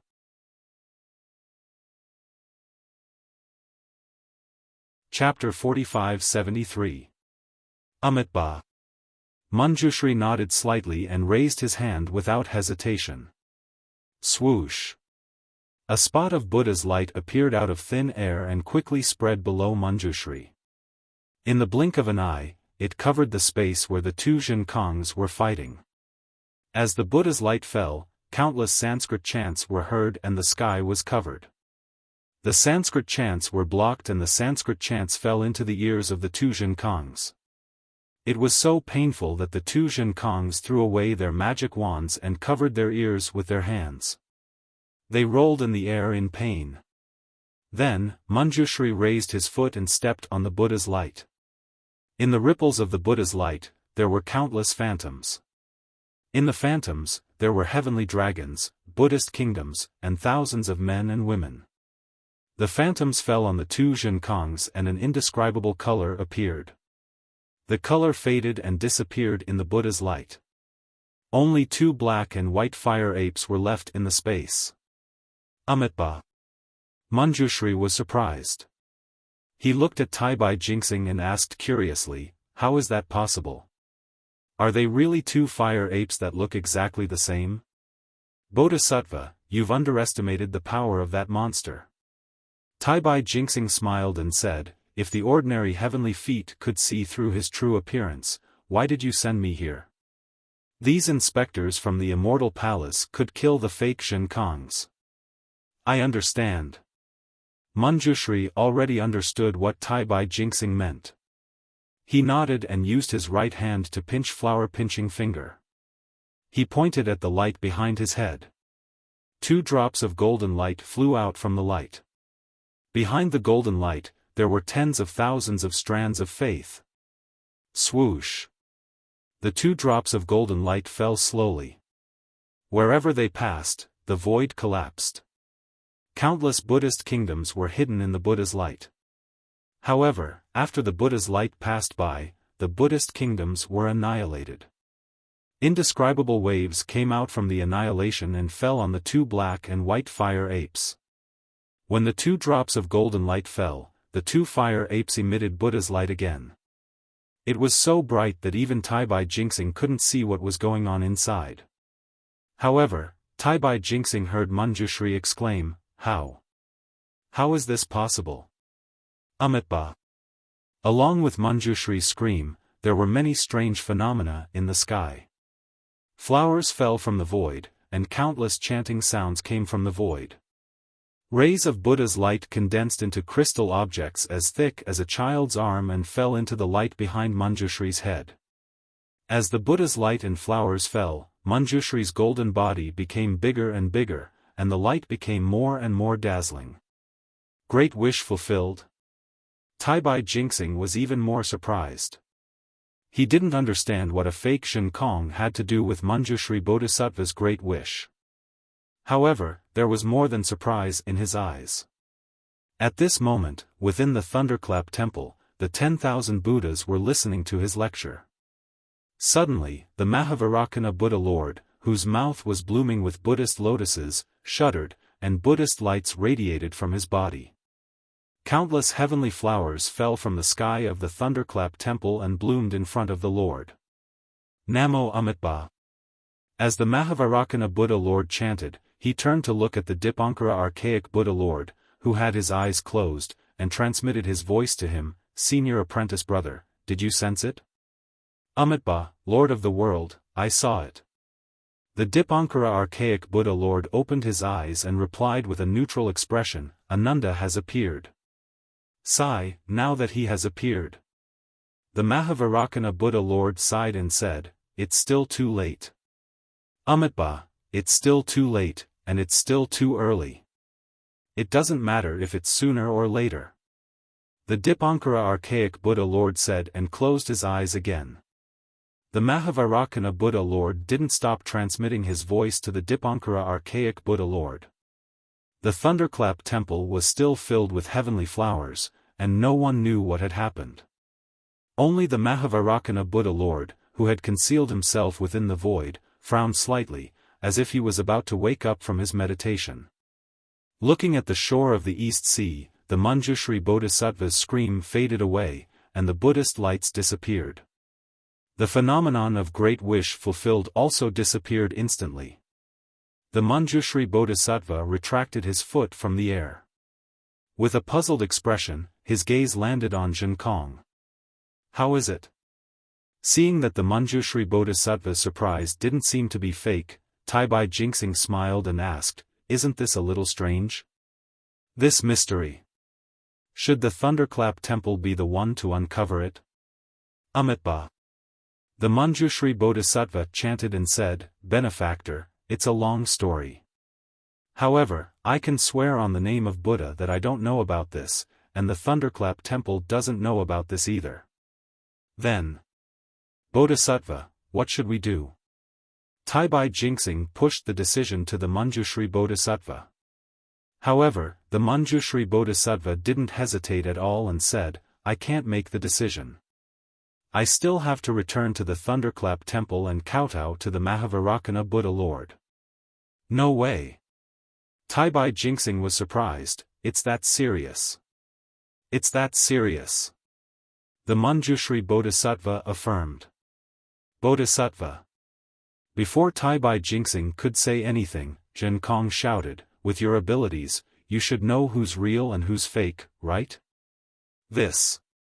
The Manjushri Bodhisattva was a little troubled. After a while, he replied, Amitba, real is fake is real. When real is fake, the fake is real.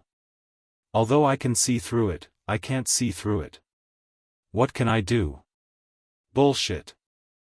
This Zhen Kong scolded, one is an important minister of the immortal palace, the other is a bodhisattva of the Buddhist sect. Both of them can see who's real and who's fake.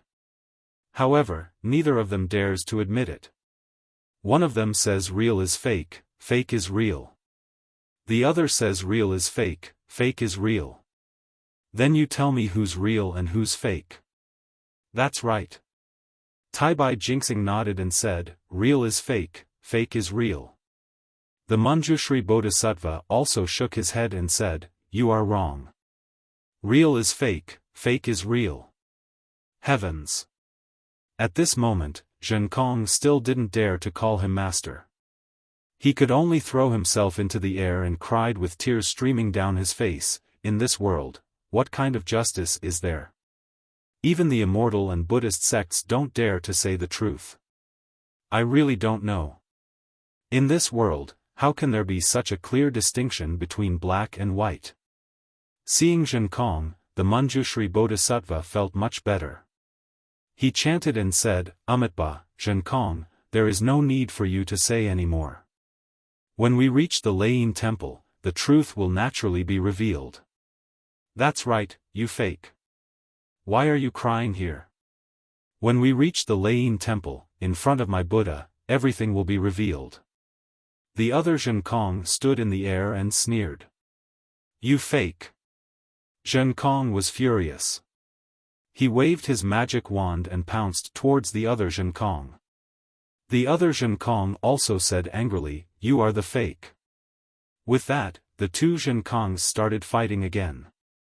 Amitba. The Manjushri Bodhisattva chanted and waved his kasaya, capturing the two Zhen Kongs in the air. He turned his head and said to Taibai Jinxing, I will have to trouble benefactor to stay here. I will be back soon. Take care, take care.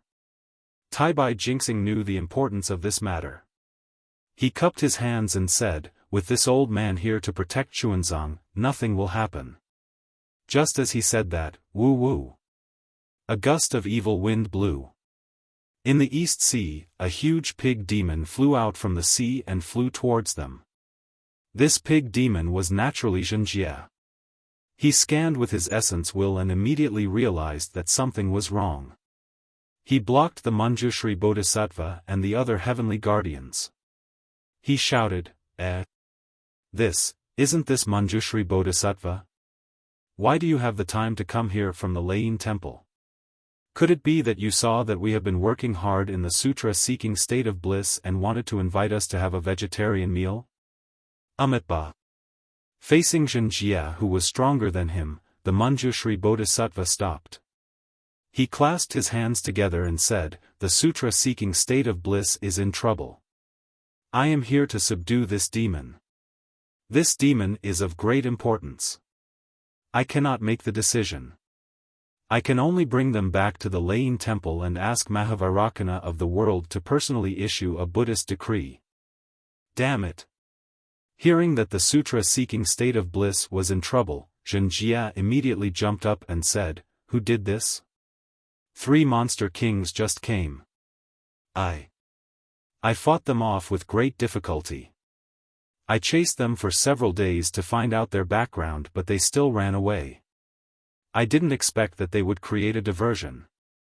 Oh, by the way, Bodhisattva, how is my master? Xuanzang is fine. Manjushri Bodhisattva didn't dare to say more as he was afraid that Jinjia would cause trouble.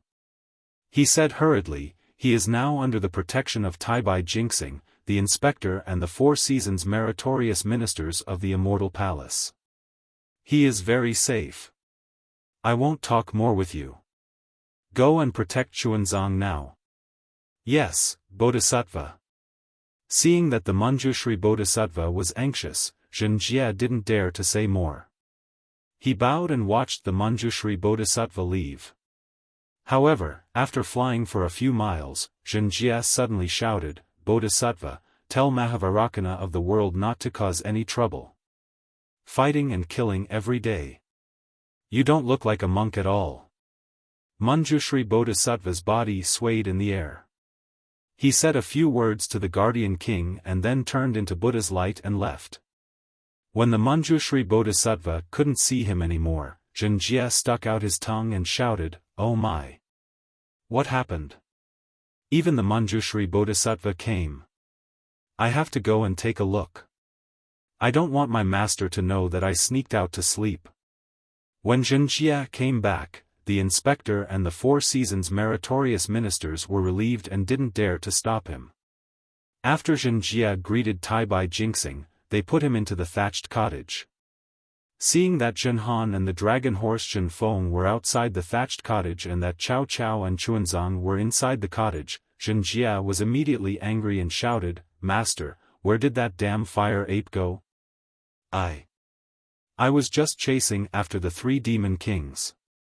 How dare he neglect his duty and cause Master to suffer such a great fright?"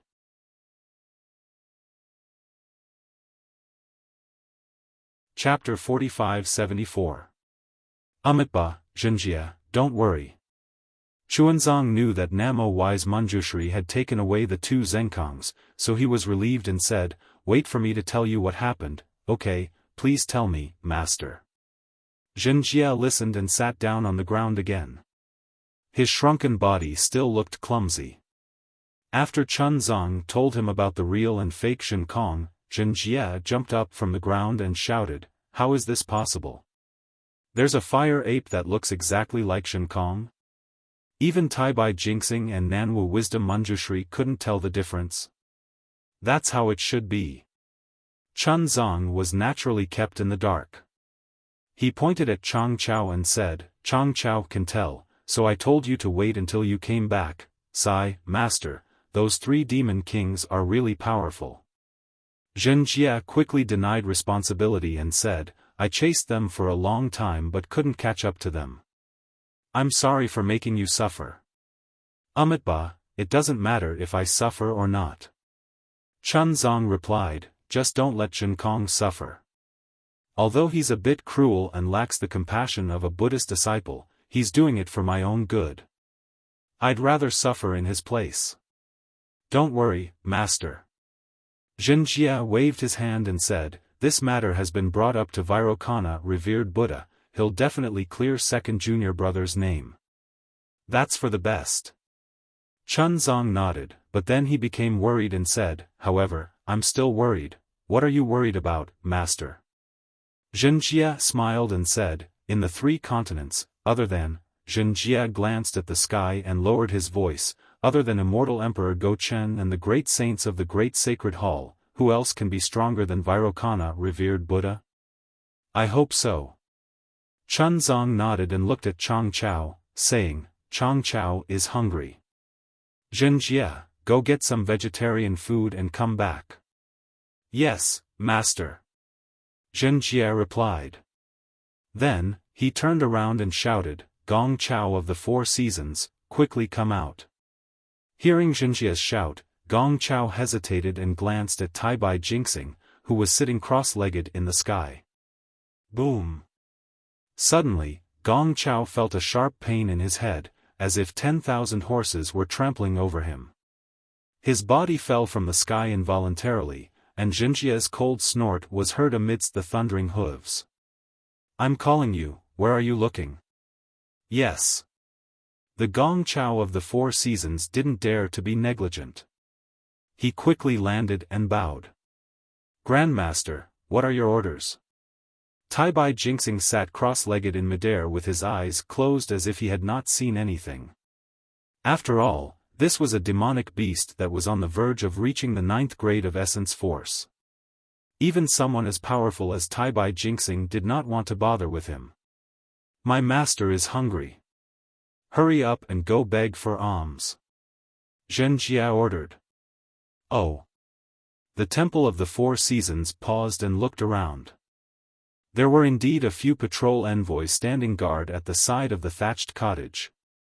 They could only respond and move into the distance. "This matter is a little strange." Zhen Jia took out a strand of seaweed from somewhere and held it in his mouth. He lay down, crossed his legs, and shook his trotters. He looked at the roof of the thatched cottage and thought to himself, there's actually a demonic beast that can transform into a fire ape. What is this demonic beast trying to do? Could it be that he wants to replace Zhenkong? Damn it, if it was Zhenhan or Zhenfeng, I wouldn't care.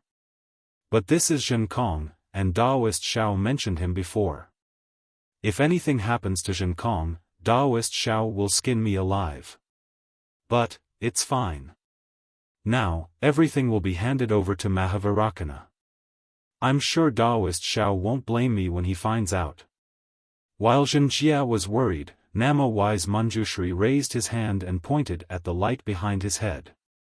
A Buddhist light gushed out from the light and surged into the void. The void was torn apart layer by layer. As the void overlapped, a majestic Layin temple with overflowing Buddhist light vaguely appeared in the void. As soon as the Buddhist light fell into the Layin temple, the void immediately collapsed and everything disappeared. A teleportation channel condensed from Buddhist light appeared under Namo Wise Manjushri's feet. Amitba. Namo Wise Manjushri looked at the Buddhist light condensed into golden runes that flowed around the channel like tadpoles. He chanted Buddhist names and stepped on the channel. Woo woo. A strange wind whistled in the space around the channel. Namo Wise Manjushri's figure disappeared into the channel, and the channel also disappeared into the void. Revered One. In the Layin temple, Mahavarakana was still chanting. Amidst the heavenly flowers, the guardian heavenly king reported, Namo Wise Manjushri has an important matter to report. Namo Amitba. Mahavarakana's face showed mercy. He closed his mouth and said, Buddhism is fate. My Buddha will not help those who are not fated. Dharma is also fate. Dharma will not be taught to those who are not fated. Today's chanting ends here. Amitba. Disciples thank Revered One for your teachings. 10,000 Buddhas chanted Buddhist names and bowed. Summon Manjushri. Mahavarakana's eyebrows did not raise as he ordered lightly. Namo Wise Manjushri flew into the Layin temple and hurriedly bowed, disciple greets Revered One. Amitba. Mahavarakana smiled, is the handover of the East Sea smooth? The sutra seeking extreme bliss is coming to an end. I think the immortal palace will also pay attention to it. Revered One. Namo Wise Manjushri thought for a moment and replied, the handover of the sutra seeking extreme bliss went very smoothly. Disciple and the guardian heavenly king handed everything over to Tai-Bai Jinxing and the many inspectors, very good. Mahavarakana nodded, since that's the case, Manjushri, is there anything urgent that made you rush back to the Layin temple? Namo Wise Manjushri looked at the Buddhas in the Layin temple and pondered for a moment. Then, he told Revered One about the real and fake Zhenkong. Finally, he said, Revered One, please no. Disciple, can't make a decision. That's why I brought both Zhenkong here. Revered One, please make a decision. Oh? Mahavarakana's curiosity was piqued and he asked, I've seen this Zhenkong before. He's only a fire ape with 4th grade elemental energy. Who would transform into his appearance and impersonate him? Moreover, he's a demon with 4th grade elemental energy. Can't you tell? At this point, the Mahavarakana revered Buddha's gaze froze. Then, the mirror behind his head suddenly spun rapidly. In an instant, countless pillars of Buddhist light rushed into the void. The Mahavarakana revered Buddha said mercifully, I understand now. Invite the two Zhenkongs out. Yes, revered one. Namo wise Manjushri did not dare to delay. He swung his kasaya and the two Zhenkong fell out. The two Zhenkong landed. When they looked around, tears welled up in their eyes.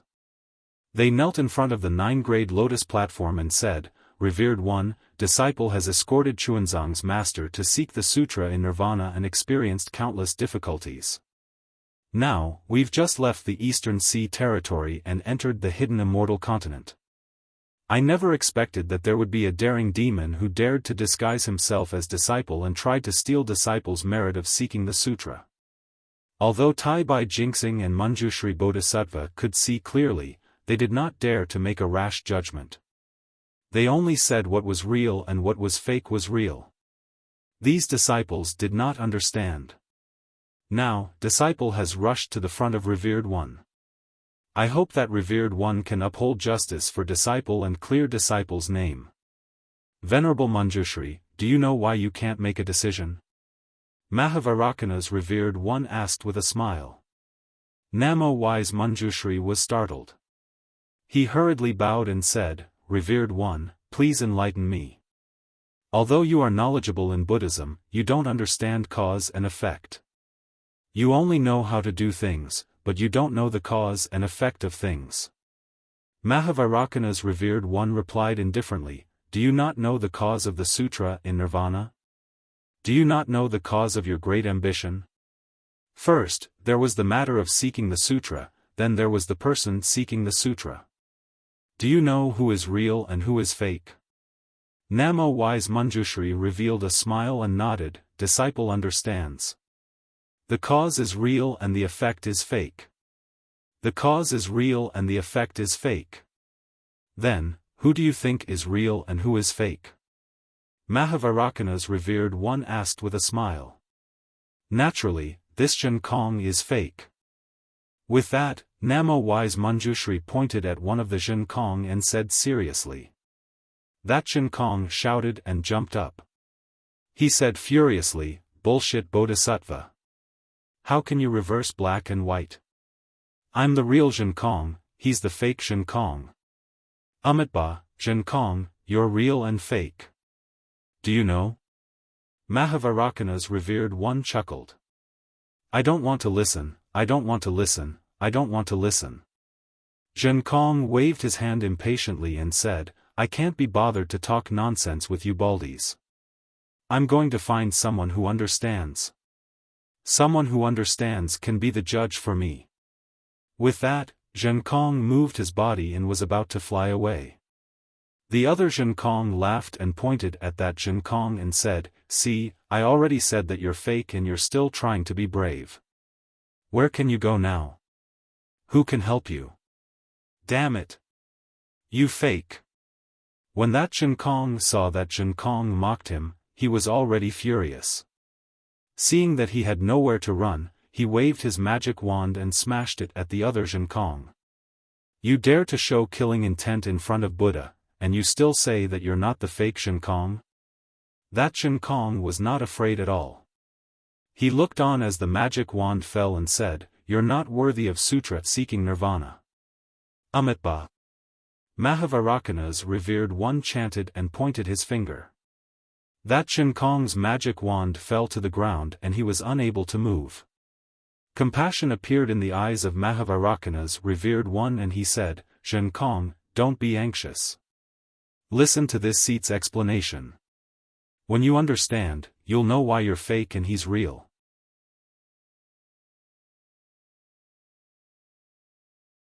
Chapter 45-75. Smack.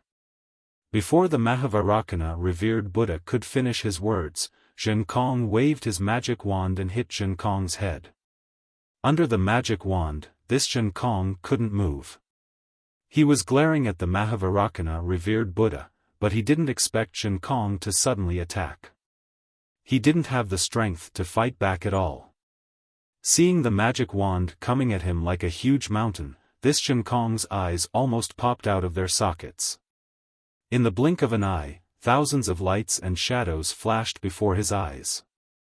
There were humans and monsters that he had eaten alive, humans that he had burned to death with his flames, and even monsters that he had killed with his magic wand.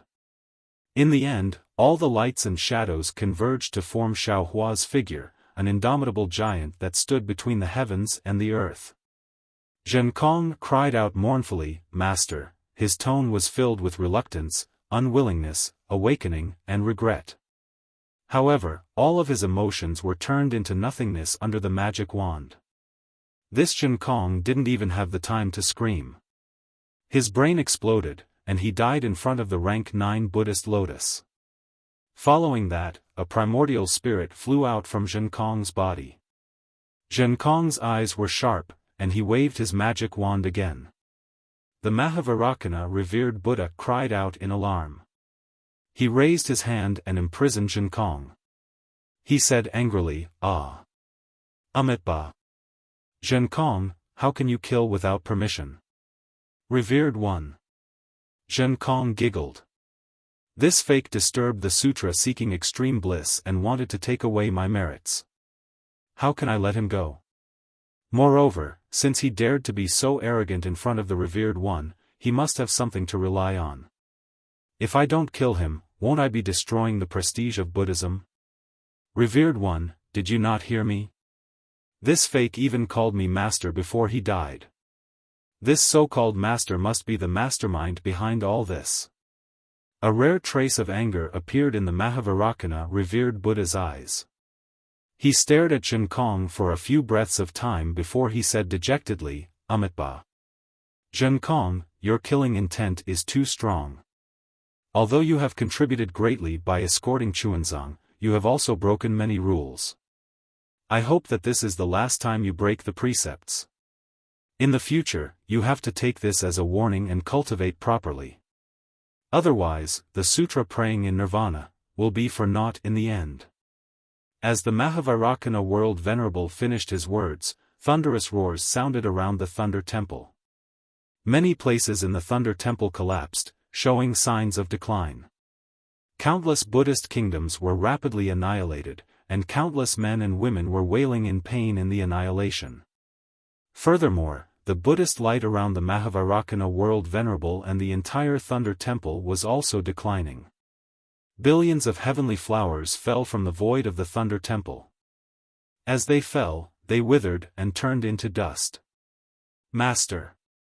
When Zhenkong saw the change in the Thunder Sound Temple, he couldn't help but be shocked.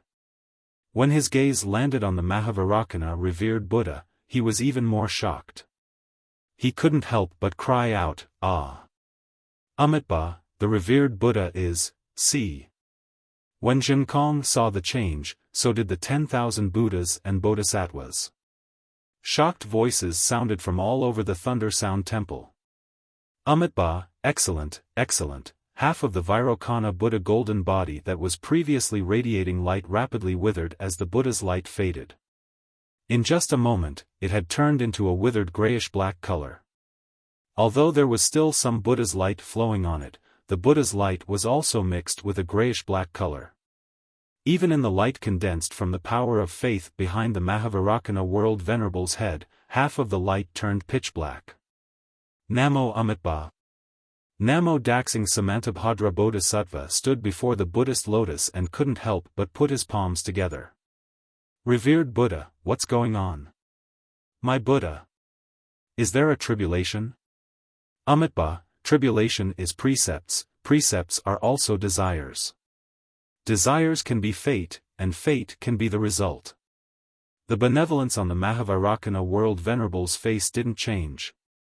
Then, he said to Zhenkong, "Zhenkong, do you understand?"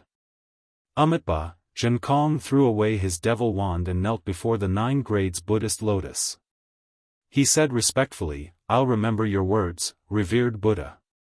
From today onwards, I won't commit any more murders. I'll do my best to escort Xuanzang back to the Longevity Town and erect the golden body of the Namo Amitabha Bodhisattva on the River Tide Ridge. Go." The Mahavarakana World Venerable flicked his sleeves and said, "Thank you, revered Buddha. I'll take my leave now." Zhen Kong bowed. After he stood up, he stared at the Mahavarakana World Venerable's withering glory golden body for a while. Then, he lowered his head and left. The guardian heavenly king brought him back to the East Sea. For a moment, the 10,000 Buddhas looked at the withered golden body of the Mahavarakana World Venerable and didn't know what to say. "Senior apprentice brother." The Mahavarakana World Venerable asked in a low voice, "Am I wrong?" "Amitabha, there's no wrong, and there's no right. There's no right or wrong in this world." The Dipankara archaic Buddha World Venerable chanted, "Zhen Kong is wrong for being too cruel. What's wrong is, the timing of the Nirvana scripture praying was wrong. Namo Maitreya Buddha." At this moment, beside the Mahavarakana World Venerable, the Maitreya Buddha World Venerable's golden body appeared from the void. Other than benevolence, there was also a hint of anger on his face. "World Venerable, I think you're wrong." "Amitabha, what wrong have I done?" The Mahavarakana World Venerable raised his head. He didn't look at the Mahavarakana World Venerable. Instead, he glanced at the 10,000 Buddhas and asked in a low voice. The World Venerable's Buddhist mantras are well versed in the heavens and the earth. "You're the number one person in our Buddhism." The Mahavarakana World Venerable glanced at the 10,000 Buddhas and said, "In this world, when it comes to seeing through the mundane world and karma, I'm afraid no other Buddhas would dare to compare with the World Venerable.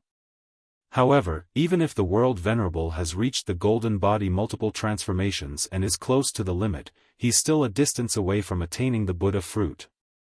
Moreover, according to my opinion, even if one's Buddha position is eternally solidified and attains the 9 transformations golden body, one would only be the lord of a region and the ruler of a world. Following the heavens and earth, reincarnation, and myriad eras, it still can't be compared. The so-called karma is the long river of time and space. Any cause may seem small, but the effect it causes is subtle. No one can forcefully disturb karma, not even my Buddha." The World Venerable saw that the karma of this world had already been formed, yet he still had distracting thoughts and wanted to interfere with karma. "Isn't that wrong?" "Amitabha." The Mahavarakana World Venerable chanted but didn't answer.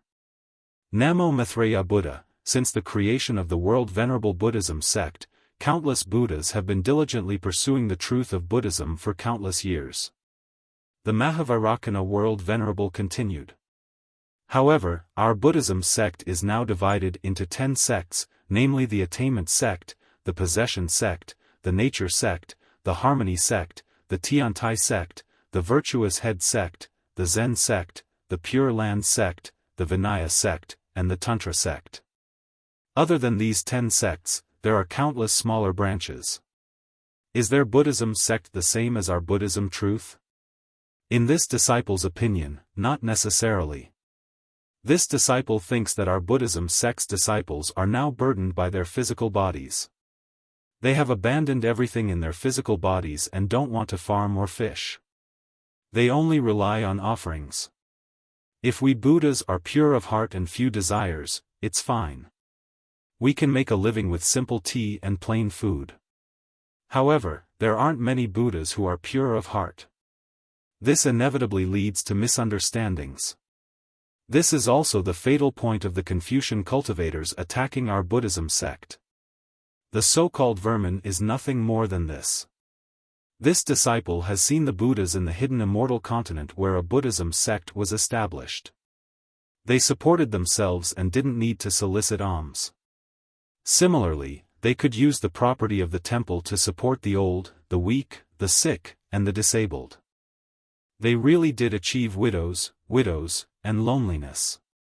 Then, Namo Maitreya Buddha spoke of his thoughts and his recent enlightenment.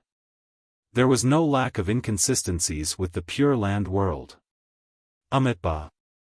Junior apprentice brother, what do you mean by this?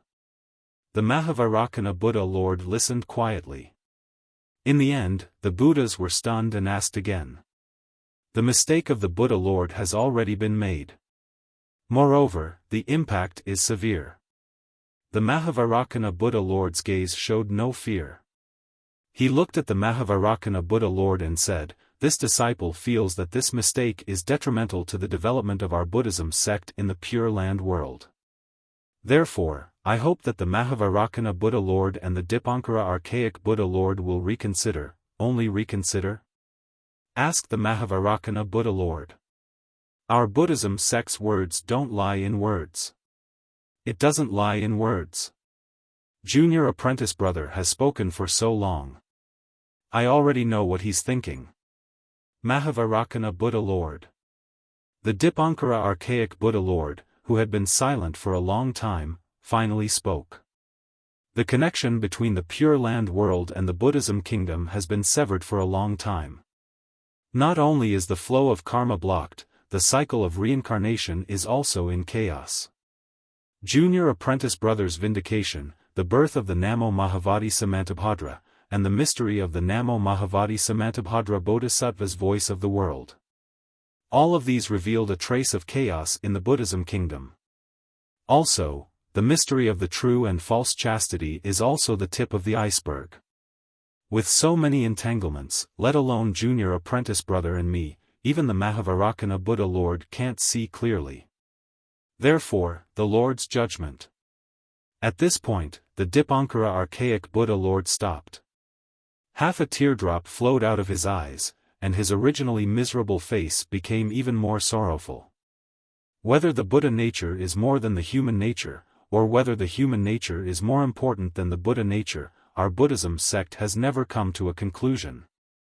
This disciple doesn't want to be entangled with the Lord any longer. The Mahavairocana Buddha Lord's expression was calm as water. He said calmly, however, if the Buddha nature is imposed on the human nature, using one's own benefits to overpower the Buddha's benefits, then the Buddha is also a devil. Not only is my Buddha the Mahavairocana Buddha Lord's Buddha, but I'm also the Dipankara Archaic Buddha Lord's Buddha and the Mahavairocana Buddha Lord's Buddha. I can't bear to see the Buddhas of the Pure Land world go astray. Junior apprentice brother, are you rebelling against the Thunderclap Temple? The Mahavairocana Buddha Lord wasn't surprised at all. He said calmly, Junior apprentice brother, don't forget that you've only been in my Thunderclap Temple for a few years. You don't even know the secrets of my Thunderclap Temple. Lord, it doesn't matter if it's a day or a moment. If you don't realize it now, so what if it's 10,000 years? The Thunderclap Temple isn't here, nor is it far away. The Thunderclap Temple is in this disciple's heart. The Mahavairocana Buddha Lord answered.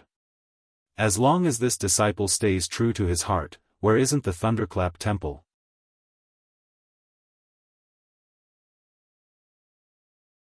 Chapter 45-76. Junior Apprentice Brother. The Dipankara Archaic Buddha's tears were already dripping down. Through the void, they transformed into countless rivers and flooded countless Buddhist kingdoms. An ancient voice resounded within the Thunder Monastery, have you decided? Not bad. The Maitreya Buddha nodded firmly. Such a Buddha is not a disciple's laying temple. Such a Buddhist sect is also not a disciple's Buddhist sect. As the future Lord Buddha, I have to think about the future. Junior brother, do you think you can walk out of the Thunder Temple? The Dipankara Archaic Buddha's World Lord's voice carried a hint of threat. All of a sudden, a commotion broke out within the Thunder Sound Temple. The Maitreya Buddha smiled and raised his hand to slap his forehead. Boom! A Buddhist cloud gushed out with a Buddhist artifact floating in the cloud. 10,000 rays of Buddhist light soared into the sky as thousands of treasures surged. 7 Wonders Tree. The Dipankara Archaic Buddha's World Lord was shocked, while the myriad Buddha's expressions changed. Namo Maitreya Buddha. At that moment, 30% of the Buddhas, Bodhisattvas, and Arhats bowed in respect. Can I walk out of the Thunder Temple with the help of the Tree of 7 Wonders? The corners of Maitreya Buddha's mouth curled into a smile. Can this disciple use the Seven Wonders tree to spread the Buddha's light across the 3 continents? Can this disciple use the Seven Wonders tree to retrieve the distorted Buddha's light? Perhaps. The Dipankara archaic Buddha remained silent. Namo Amitabha. The Mahavairakana world venerated one looked at the wonderful tree of 7 treasures that was overflowing with treasure light. His withered face was also a little stunned, but he said benevolently, "Junior brother, do you still remember the agreement we made that day?" "Of course I remember." Maitreya Buddha said curiously. "Didn't you say that I have a heart tribulation?" Disciple has cultivated a Buddhist heart and diligently cleaned the mirror. There was no demonic tribulation that came close to me. Amitabha. The Mahavairakana Buddha shook his head and said, "I'm talking about your actions against the Thunder Temple, not your demonic tribulation." Namo Maitreya Buddha. Maitreya Buddha world honored one chanted the name of Buddha. After a moment of hesitation, he nodded and said, "I understand. I will never do anything that goes against Lain Temple. However, before the revered one of the world understands, I am not willing to stay in the Lain Temple. I would like to bring a group of bodhisattvas to another place to cultivate. As for when to return to the Lain Temple, that will depend on when the revered one of the world can cultivate his golden body again." As he spoke, the Maitreya Buddha raised his hand and was about to take away Zhenkong's corpse and the soul entrenched in the Buddhist light. However, his hand moved and he stopped. He coldly looked at the Mahavairakana revered one and said, "Revered one, this corpse should be left as a warning to the revered one. Furthermore, this disciple would like to ask the revered one of the world to properly preserve this corpse and soul so that he can give an account to his master in the future." What? Mahavairakana revered Buddha was suddenly stunned and asked curiously, "Isn't his master, Namo Maitreya Buddha and revered one of the world can interfere with karma? Why can't others interfere with reincarnation?" After the Maitreya Buddha finished speaking, he slowly got up. The 9-grade lotus platform below him also moved. The wonderful tree of 7 treasures above his head covered his golden body. A golden crack appeared in front of the Maitreya Buddha's head. The outline of a palace door appeared at the edge of the crack. Namo Maitreya Buddha. At this moment, a Buddhist chant resounded. Namo Maitreya Samantabhadra Bodhisattva moved his lotus platform and said, "This disciple is willing to follow Namo Maitreya Buddha to cultivate outside. Namo Maitreya Buddha, this disciple is also willing to cultivate with you." At this moment, 40% of the Buddhas, Bodhisattvas, Arhats, and other Buddhas stood up and left their seats. Leaving is staying, and staying is also leaving. Cultivation has always been in the heart. The Maitreya Buddha chanted loudly and stepped into the palace door. "Junior apprentice brother, where do you want to cultivate?" The Dipankara archaic Buddha suddenly asked. "Snowy mountain, small exquisite temple." A voice faintly resounded. Not only did the Maitreya Buddha's figure disappear, but the other Buddhas also disappeared, and the Buddhist lights were extinguished. After a while, the Mahavairakana revered Buddha's voice resounded again, "All Buddhas, retreat." Yes, revered one of the world. It was still the respectful voice of the 10,000 Buddhas. However, this voice was much fainter and weaker, just like the withered heavenly flowers in the Thunder Sound Temple. "Revered Buddha." The Dipankara archaic Buddha's voice resounded amidst the bleakness. "I've been thinking about it for a long time, but I still couldn't figure out why the Maitreya Buddha's revered Buddha would have a heart tribulation.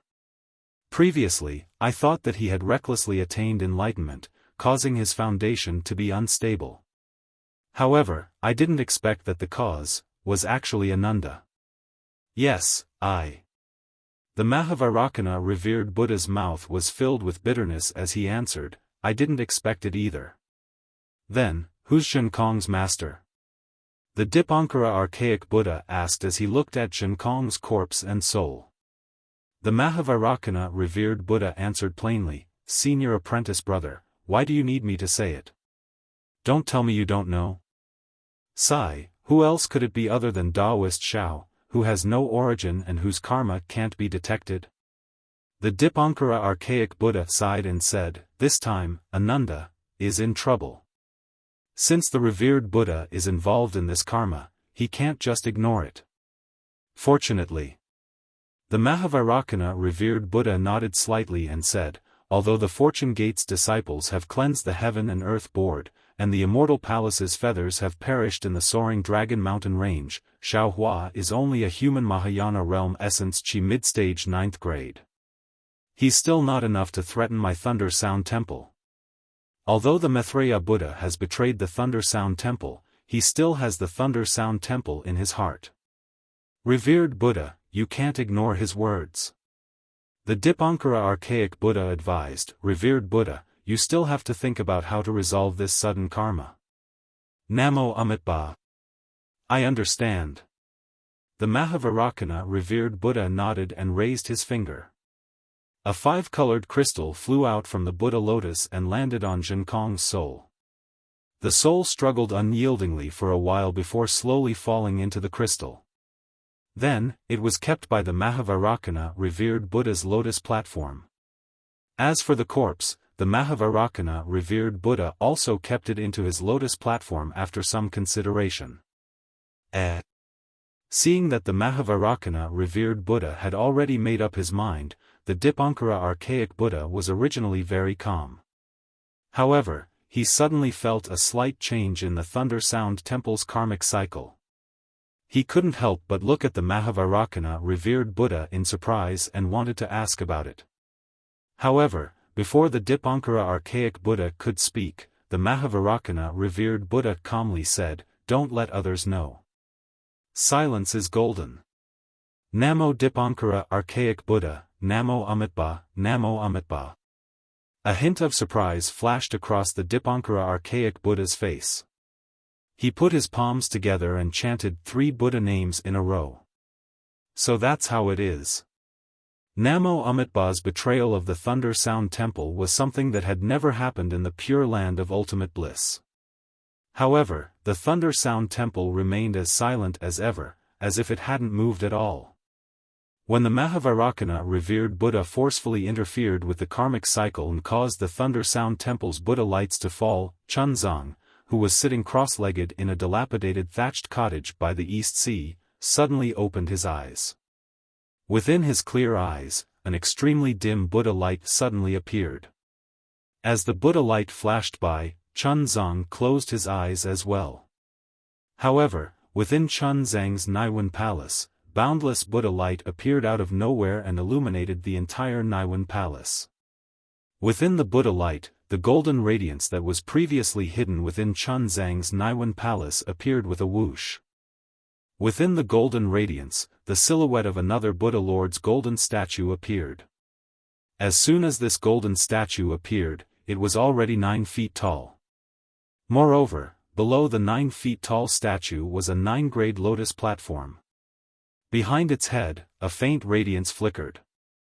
These were the signs of the Buddha Lord's initial formation. Namo Amitabha. Shock appeared on Chunzang's face as he silently chanted Buddha's name in his heart. He sighed inwardly. Could it be that, the message left within the golden radiance, is real? However, I really don't know what exactly happened in the Thunder Sound Temple. Is this change a blessing or a tragedy? Is it a blessing or a curse? After an unknown period of time, a low voice could be heard outside the thatched cottage. "Master, I'm back." Oh. Hearing this familiar voice, Chunzang's face lit up with joy. He hurriedly got up from the ground and walked out of the thatched cottage. Outside the cottage, the sky was bright. Zhenkong was still standing arrogantly in the distance. However, at this moment, there was an additional layer of joy on his face from surviving a calamity. In front of him, Zhenjie frowned and sized up Zhenkong. He didn't allow him to approach the thatched cottage. After Zhenjie left, Dragon Horse Zhenfeng and Zhenhan also hid far away, secretly on guard. Taibai Jinxing and the other people from the Immortal Palace were long gone. Clearly, they had already left when the Thunder Sound Temple's guardian king sent Zhen Kong back. Zhen Kong, what happened in the Thunder Sound Temple?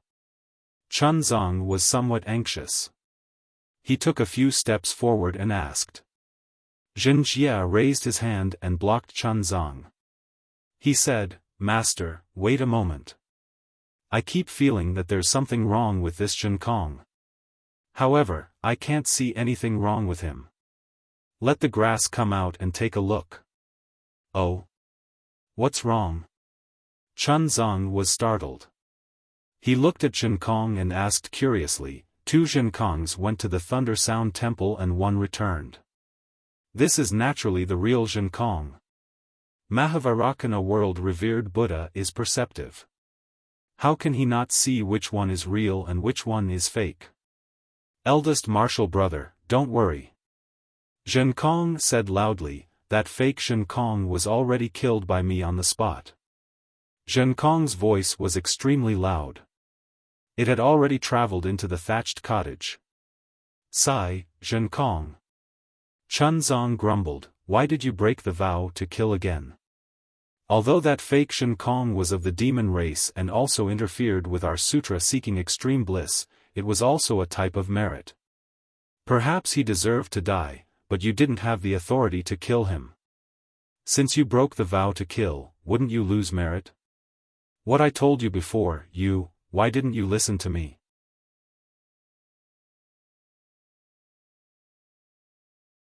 Chapter 45-77. Amitba. Zhen Kong threw down his magic wand and prostrated himself on the ground. Master, you are right. This is what Mahavarakana said in Lane Temple. It is because disciple committed too many murders that I attracted the demonic tribulation. That fake Zhen Kong is the manifestation of disciple's inner demon. By killing the fake Zhen Kong, disciple will be killing my inner demon. Disciple has also said in front of revered one that from today onwards, disciple will not dare to recklessly kill. Excellent, excellent. There is a saying in the secular world that a prodigal who repents is more precious than gold. Zhen Kong, if you can really change, then master's nagging for so many years was not in vain. Chunzong was overjoyed when he heard this and took a few steps forward. Damn it, Zhen Han. Zhen Jia said angrily, did you not hear? Hurry up and call Chang Chao out. Yes, eldest senior brother. Seeing Zhen Jia who even Tai-Bai Jinxing did not want to provoke, Zhen Han hurriedly floated to the front of the straw hut. As he walked in, he called out, Master, don't be anxious. Amitba. Chunzong smiled and stood still. He looked at Zhen Kong who had his head lowered and said with a smile, Master believes that this is the real Zhen Kong. Chang Chao rubbed his eyes as he was dragged out of the straw hut by Zhen Han. He looked around in confusion. Zhen Jia squeezed out a smile that he thought was amiable and asked, Chang Chao, you said before that you can differentiate between the real Zhen Kong and the fake Zhen Kong. To be honest, I do not believe those people from Lane Temple. I am afraid that they are trying to deceive Master. I believe that you also do not wish for a demon to harm Master. Can you see if this Zhen Kong is the real Zhen Kong? All right. Chang Chao's eyes flashed and he nodded vigorously at Zhen Jia before looking at Zhen Kong who was prostrating on the ground. Zhen Kong. Zhen Jia yelled, raise your head and let the grass see if you are the real Zhen Kong. Ai, eldest senior brother. Zhen Kong said and raised his head, this little brother is Zhen Kong. I can even recognize Lane Temple's Mahavarakana revered one. You. Zhuo Chao trembled when he saw Zhen Kong lifting his head. His eyes were filled with fear as he instinctively dodged towards Chunzong. Chunzong took a look and sighed, Zhen Jia, there is no need to look anymore. This is the real Zhen Kong. Zhen Jia had already asked Yarrow Grass before. Now that he saw Yarrow Grass's fear and tightly clenched hands, how could he not know that this was the hatred in Yarrow Grass's heart? However, he still restrained his temper and asked, Chao Chao, you don't have to be afraid. If he is the fake Zhen Kong, I can kill him with my rake. If he really is Zhen Kong, you just nod your head. Chang Chao stared at Zhen Kong. After a while, he nodded gently and hid his face in Chun Zhang's chest. Tears flowed from his eyes and the hatred in his eyes slowly turned into relief. Zhen Kong's expression also relaxed. He looked at Zhen Jia and said, "Eldest senior brother, you can rest assured now, right?" "Humph, of course I can't rest assured." Zhen Jia raises its hoof and slaps down on Zhen Kong's shoulder. Zhen Kong doesn't even have time to dodge.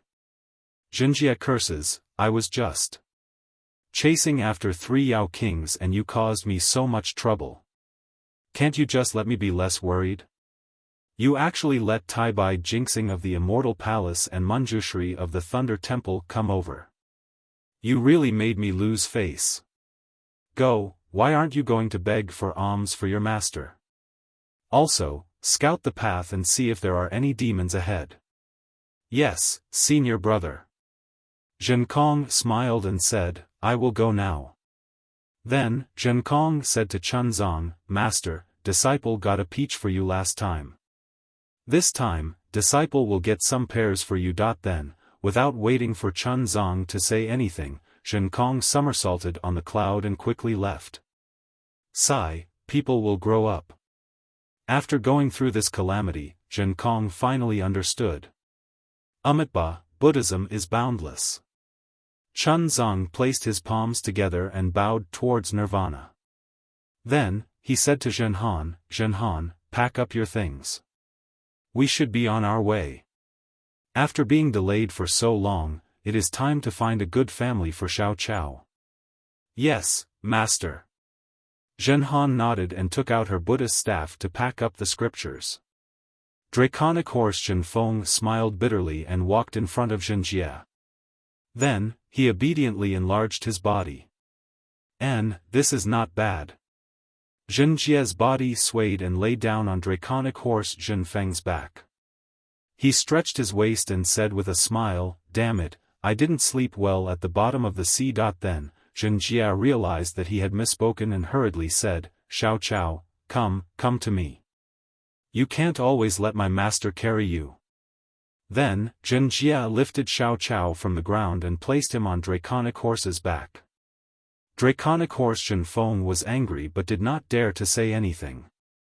He only muttered, "Damn it, I am the 10th prince of the Eastern Sea Dragon Palace."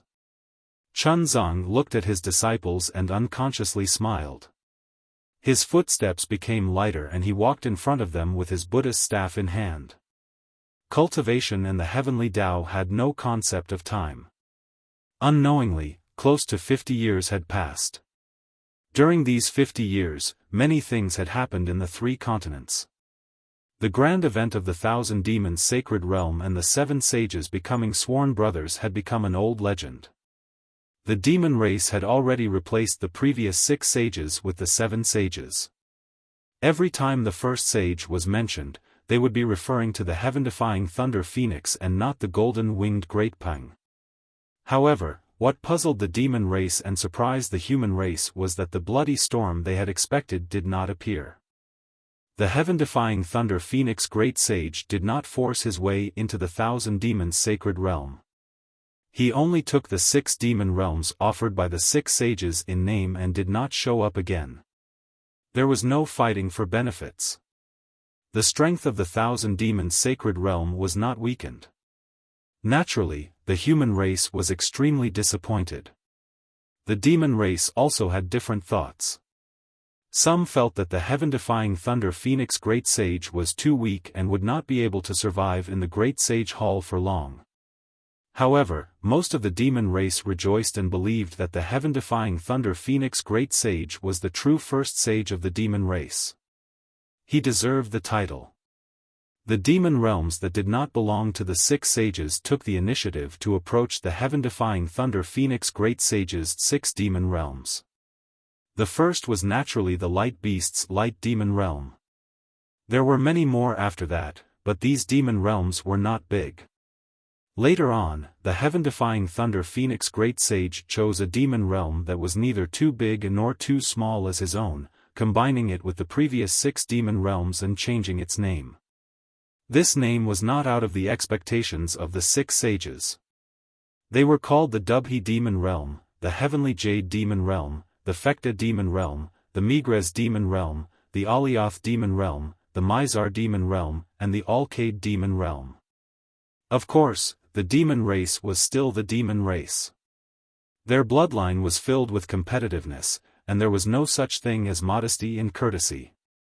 After the 7 great sages became sworn brothers, there was a rare period of peace. Then, when they saw their own strength increase, they had other thoughts, and the demon realm began to fight again. There were even some demon realms close to the hidden immortal continent that had plans to encroach on the human race. However, they did not dare to carry out these plans for the time being because there were faint rumors about the 3 demon realms in the sky concealing ridge. The heaven-defying Thunder Phoenix Great Sage had a very good relationship with the Taoist Grand Ascension stage of the human race. No one dared to take the first step and risk offending the first sage of the demon race. However, since there were rumors, there were naturally waves. 50 years was too short. Perhaps in another 50 years, these small waves would become a big wave. The 1,000-demon sacred realm of the demon race was prosperous and many things had happened. The hidden immortal continent and western paradise of the human race were not peaceful either. There were also many strange things that people talked about enthusiastically. However, among these things, there were a few that were the most famous. The first was that the literature palace of the Immortal Palace had a master. It was a literature star that no one had ever heard of before. His strength was close to a supreme realm. This literature star's name was even more eye-catching. He was directly called Wen Chu. How many humans had there been since ancient times? How many sages and literature stars had there been? Who would dare to directly use the name of the literature star? However, this Wen Chu was called Wen Chu. Moreover, not only did the Confucian cultivators not have any objections, but even the Immortal Palace did not dare to say anything. This was because Wen Chu had given the Immortal Palace the complete 5-cheese origin technique.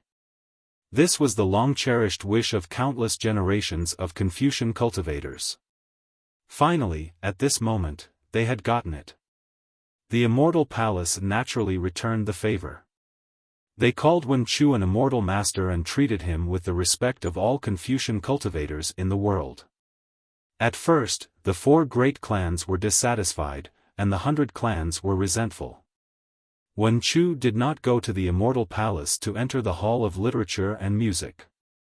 Instead, he went to the summit of a nameless mountain to meet the scholars of the world and fight the Confucian generals of the various clans. After 10 years, he had never tasted defeat. The 4 clans did not say anything. After the Immortal Palace sent down an auspicious sign, they issued an imperial decree to call Wen Chu an immortal master and welcome him to the Literature Palace. The place where Wen Chu and the Confucian cultivators fought was called the Literature Peak by later generations.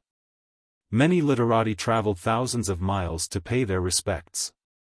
The appearance of the literature master was too sudden. Many people speculated about his identity, including the majority of the 4 clans. They believed that this was a chess piece that the Immortal Palace had planted long ago.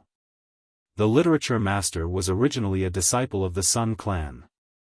However, the Immortal Palace was at a disadvantage right now. Immortal Emperor Gaochen had no choice but to use this important chess piece against the other clans. Moreover, the Saint of all Saints had appeared in the 1,000 Demons sacred realm, and the Nanwa Maitreya Buddha had appeared in the Pure Land world. The Confucian cultivators of the hidden immortal continent were already at a disadvantage. The Immortal Palace had invited the master of the Literature Star Palace, killing 2 birds with 1 stone. Of course, what made the disciples of the various clans the happiest was that since Wen Chu was regarded as an immortal master, it meant that he was the master of all the Confucian cultivators in the world. The method of 5 Qis unification that he presented to the Immortal Palace was naturally the supreme scripture of all the Confucian cultivators in the world. It was no longer something that the Immortal Palace could monopolize. Both the 4 great clans and the 100 schools of thought could cultivate it. This was indeed extremely important for the development of the Confucian cultivators in the human race. 50 years was too short. The Confucian cultivators of the world were waiting for the 5 Qis origin technique to be announced gradually.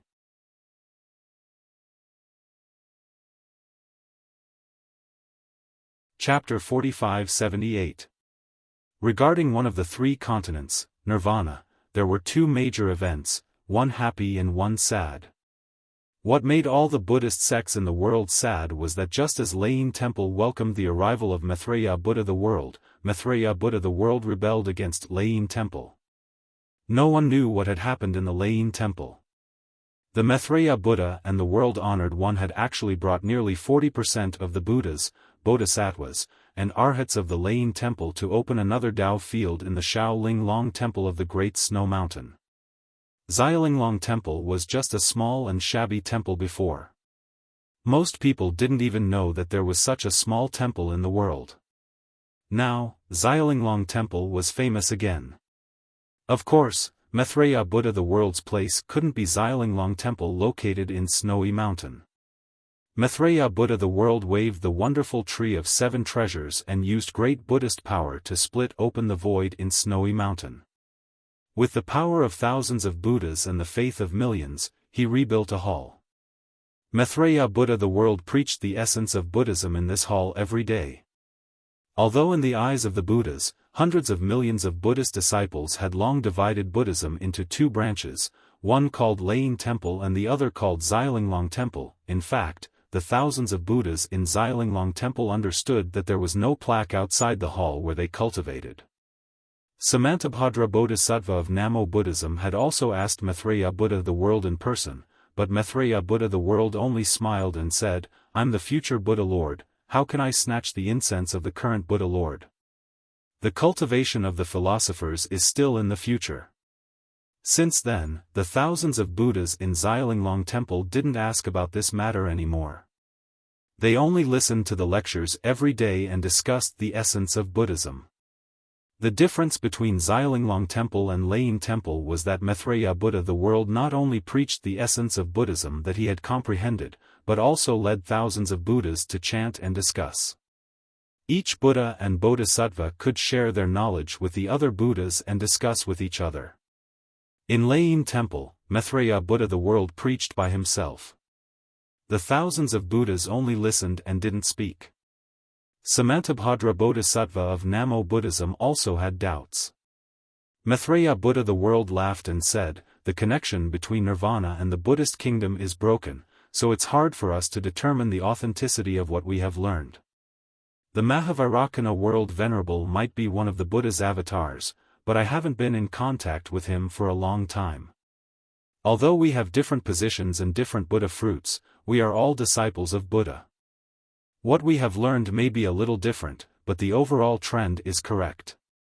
Although Maitreya Buddha and the world-honored one didn't say anything more, the 1,000 Buddhas already understood. They all chanted the Buddha's name, Namo Maitreya Buddha. The Buddha's aura in the entire exquisite temple became even more exuberant. Although the Shaolin Temple had split up and all the Buddhas were mourning, there was no war in the Nirvana world. The Lain Temple and the Shaolin Temple did not have any confrontation. Rather than saying it was a sad matter, it was better to say it was a peaceful breakup. The other thing was a real happy event for the Buddhism sect.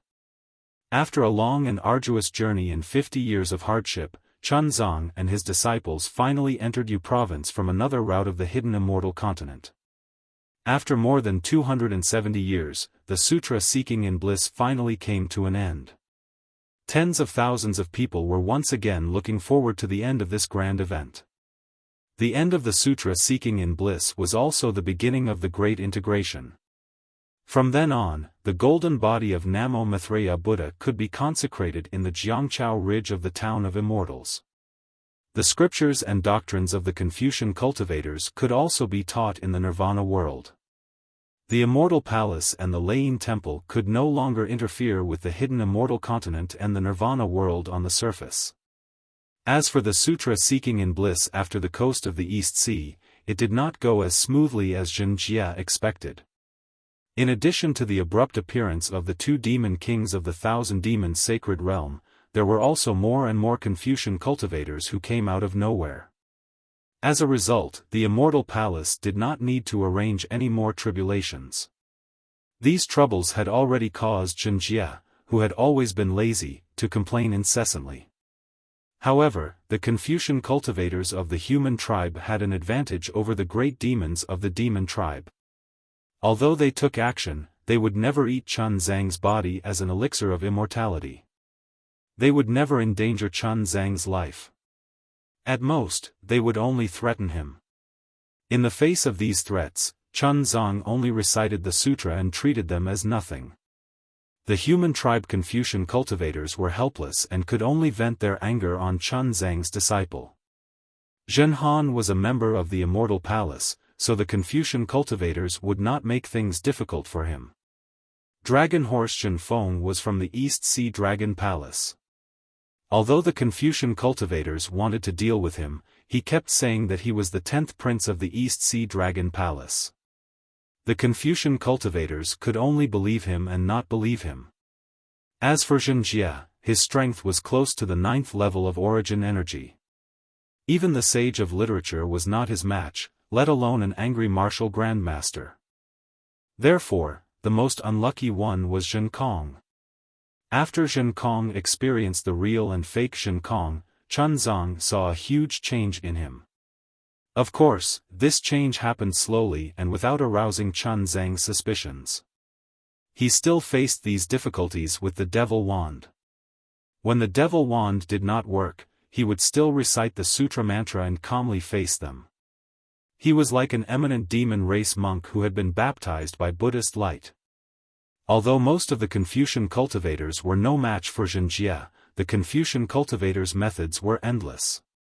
They were tens of thousands of times more powerful than the demon race. In the past 50 years, even someone as strong as Wuxia had to suffer. He had to lie on dragon horse Zhenfeng's back every day and groaned in torment. Damn it, when will these days end? These were the grand events that people were familiar with. However, there were many undercurrents that were not known to the public. One of them was the Fortune Gate in the soaring Dragon Mountain range in the Yu province. When the Confucian, Buddhist, and demon race were at their peak, the Taoist sect was also rapidly rising. Royal Highness Lan led hundreds of thousands of Taoist sect's troops to step into the Thousand Demons sacred realm and annihilate a demon realm expert. After killing many greater demons, he crossed the northern and eastern seas and returned to the soaring Dragon Mountain range in a high-profile manner. From then on, the Fortune Gate openly appeared in the hidden immortal continent and no longer feared anything. After the Immortal Palace's Lunar Temple's expedition to the soaring Dragon Mountain range was defeated, they did not send any more troops to annihilate the Fortune Gate. Maybe because 50 years was too short, the Immortal Palace did not have time to send troops, or maybe Immortal Emperor Gaochen had other plans. However, after the Fortune Gate's disciples cleared the mysterious Yellow List, the mysterious Yellow Order's experts began to surround the soaring Dragon Mountain range. However, the mysterious Yellow Order's encirclement was different from the Immortal Palace's. They did not organize a large-scale battle, but instead sent out hunting experts to kill the Fortune Gate's disciples. Naturally, the Fortune Gate was not to be outdone. They also sent out disciples to hunt down the mysterious Yellow Order's experts. There were many battles between the two sides, and both sides had their own victories and losses. In the end, the mysterious Yellow Order's experts were angered and sent out an 8th-grade Origin Force literature saint to hunt down the Taoist sect's disciples. The first person to encounter this literature saint was Wang Bianfei. Even someone as strong as Wang Bianfei was almost killed by this literature saint. Wang Bianfei was shocked and fled into the soaring Dragon Mountain range with injuries. that literature saint did not give up. Not only did he attack the soaring Dragon Mountain range, but he also invited his close friends to attack the capital star formation. Moreover, he even arrogantly challenged Daoist Xiao. At this time, the soaring Dragon Mountain range was different from when Li Xiang and the others were at the Fortune Gate. Among the Fortune Gate's disciples, not only were there Daoist sects experts at 7th grade Origin Force, but there were also formation masters. Under the protection of these disciples, the literature saints were not able to break through the formation. Just as the mysterious Yellow Order's experts were about to mobilize more Confucian disciples and plead with the Immortal Palace to send troops to annihilate the Fortune Gate, the mysterious Yellow Order's nightmare began. It was dusk, and a group of literature saints were about to join forces to attack the soaring Dragon Mountain Range's grand defensive formation. Rumble.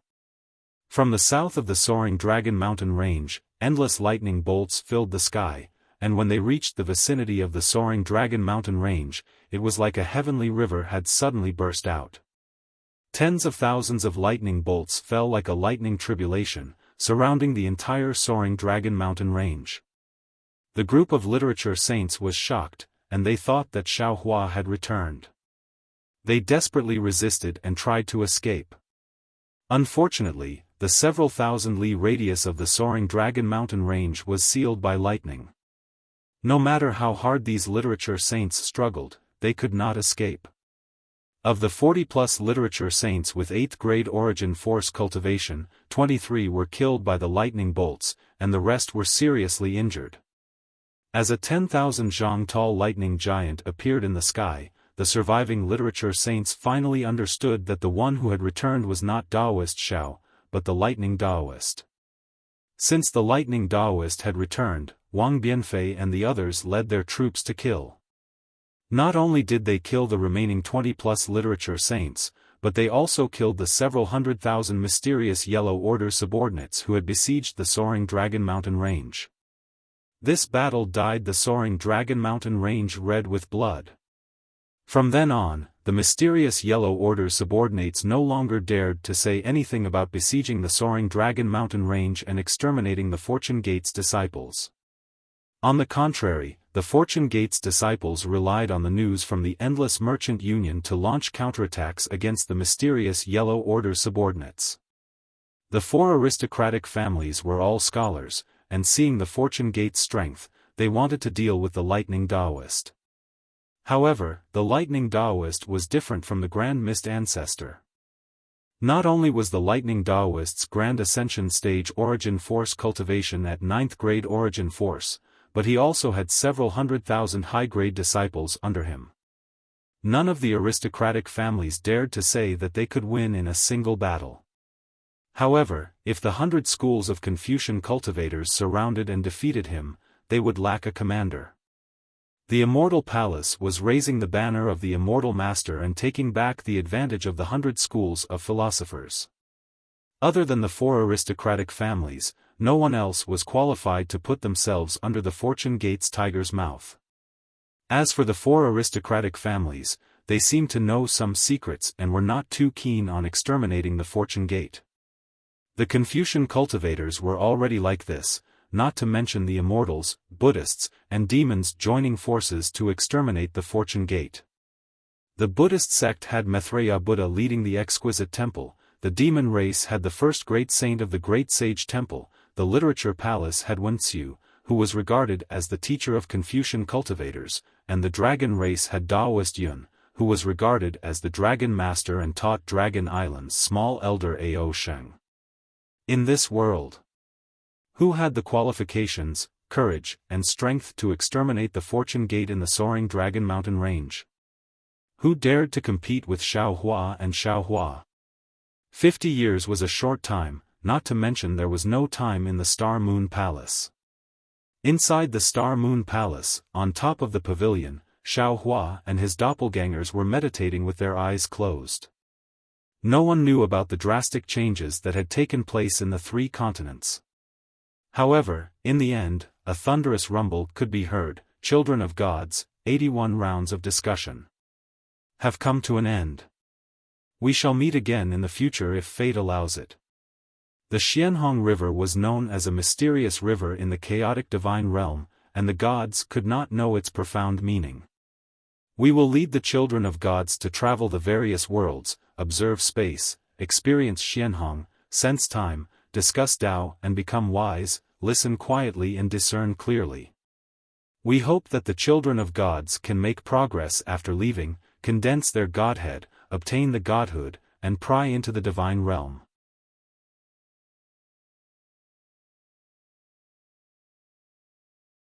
Chapter 45-79. Rumble. Then, countless sounds turned into thunder, filling the entire Star-Moon Palace. At this moment, Xiaohua and his clones suddenly woke up. When they looked at the pavilion again, the stars, the moon, and the night sky were gone. All they could see was a primitive land. The 9 suns were burning fiercely, shining on the earth like flowing fire. Boom!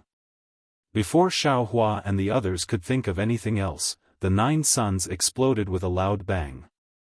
The flames mixed with lightning caused the entire world to collapse, and an unparalleled power once again enveloped the entire world. Under this power, the illusory realms shattered like bubbles, and the surviving humans and demons were revealed. Then, this power dragged everything into the shattered space and flung them out. This is the power of the realm. Xiaohua had returned to the 3 continents from the upper realm. Under this force, he immediately felt a sense of familiarity. He blurted out and exclaimed, "Could it be that this Star-Moon Palace?" Just as he said this, Xiaohua came to his senses. The thunder had clearly said that this was the place where Xianhong debate was held. This pavilion was floating on the Xianhong River, passing through various worlds. The Star-Moon Palace was not the ancient ruin that Fairy Xingyu had imagined. As for what the Star-Moon Palace was, it was not something that Xiaohua could know at this moment. However, Xiaohua knew that under the power of the realm, he would be separated from his clones. What worried him the most was Reverend Yun. Without hesitation, he released his consciousness and shouted, "Fellow Taoists, quickly return to the space. Don't scatter to the 3 continents." Xiaohua did not need to think too much. Reverend Yun was the first to notice the abnormality of the power of the realm. His body was moving in a different direction from Xiaohua and the others. Reverend Yun was about to land in Xiaohua's space. When he touched Xiaohua's consciousness, his body flashed and his dragon body disappeared. Then, Taoist sorcerer and the others also fell into the space. A series of shadows flashed, as if they were teleporting, but also as if they were squeezing. A heavy pressure was generated in the surrounding space. Father. Within the light, little black and little yellow's figures appeared. Although these shadows were either stretched into long strips or squashed flat, little yellow's voice still resounded in Xiaohua's heart. Xiaohua was overjoyed and hurriedly sent them into his space. After keeping the 2 little dragons, Xiaohua saw Ao Sheng, Ao Zhan, and the rest of the dragon race, but he did not try to keep them away. It was so much so that at the moment when the light figure was finally annihilated, Xiaohua actually saw an unfamiliar face. This face was very imposing, and his temperament was even more graceful. A kind of aura of a leader uncontrollably flowed out from between his brows. Grand Mist Ancestor. Although Xiaohua had never seen the Grand Mist Ancestor's true face, he already knew that this person must be the Grand Mist Ancestor. The Grand Mist Ancestor also saw Xiaohua, and when his black and white eyes met Xiaohua's starry eyes, an indescribable lightning flashed in the light. At the same time when Xiaohua and the Grand Mist Ancestor met for the second time, in an unknown space, there was no light and no darkness. In a strange realm, there were 2 unknown existences in the silhouette of a colossal figure. One of them had a thunderous voice, and it was the same voice that had spoken at the beginning of the discussion. This voice asked, "Jing, this discussion seems to be a little inappropriate. Alright, Daddy knows that there is indeed something strange. The place where the dragon god of a certain dragon world is located, there is no trace of the dragon god. Instead, there is an extremely weak aura. Moreover, the thunderous voice interrupted Jing's words, and it laughed. Presumably, the dragon god has lost the qualifications to participate in the discussion, and some lucky divine fetus has obtained good fortune. There were many such things in Xianhong's discourse. After all, the Xianhong River runs through countless realms, be it the chaos divine world, the primordial immortal world, or the mortal world. In this Xianhong discussion, the treasured boat is casually roaming along the Xianhong River. Who knows how much dust it has created and how many divine seeds have fallen. This is the fortune, this is the heavenly Tao, this is the divine relationship. This divine fetus seems to be different, but this disciple does not dare to break the rules and pry into the discussion seats. I do not dare to use my divine ability to travel through space. And, don't worry about it. The thunderous voice replied, those who are fated to learn of it, those who are not are killed. This is the Tao of fate. Also. Jing hesitated again. What's wrong? The thunderous voice was displeased, and it asked urgently.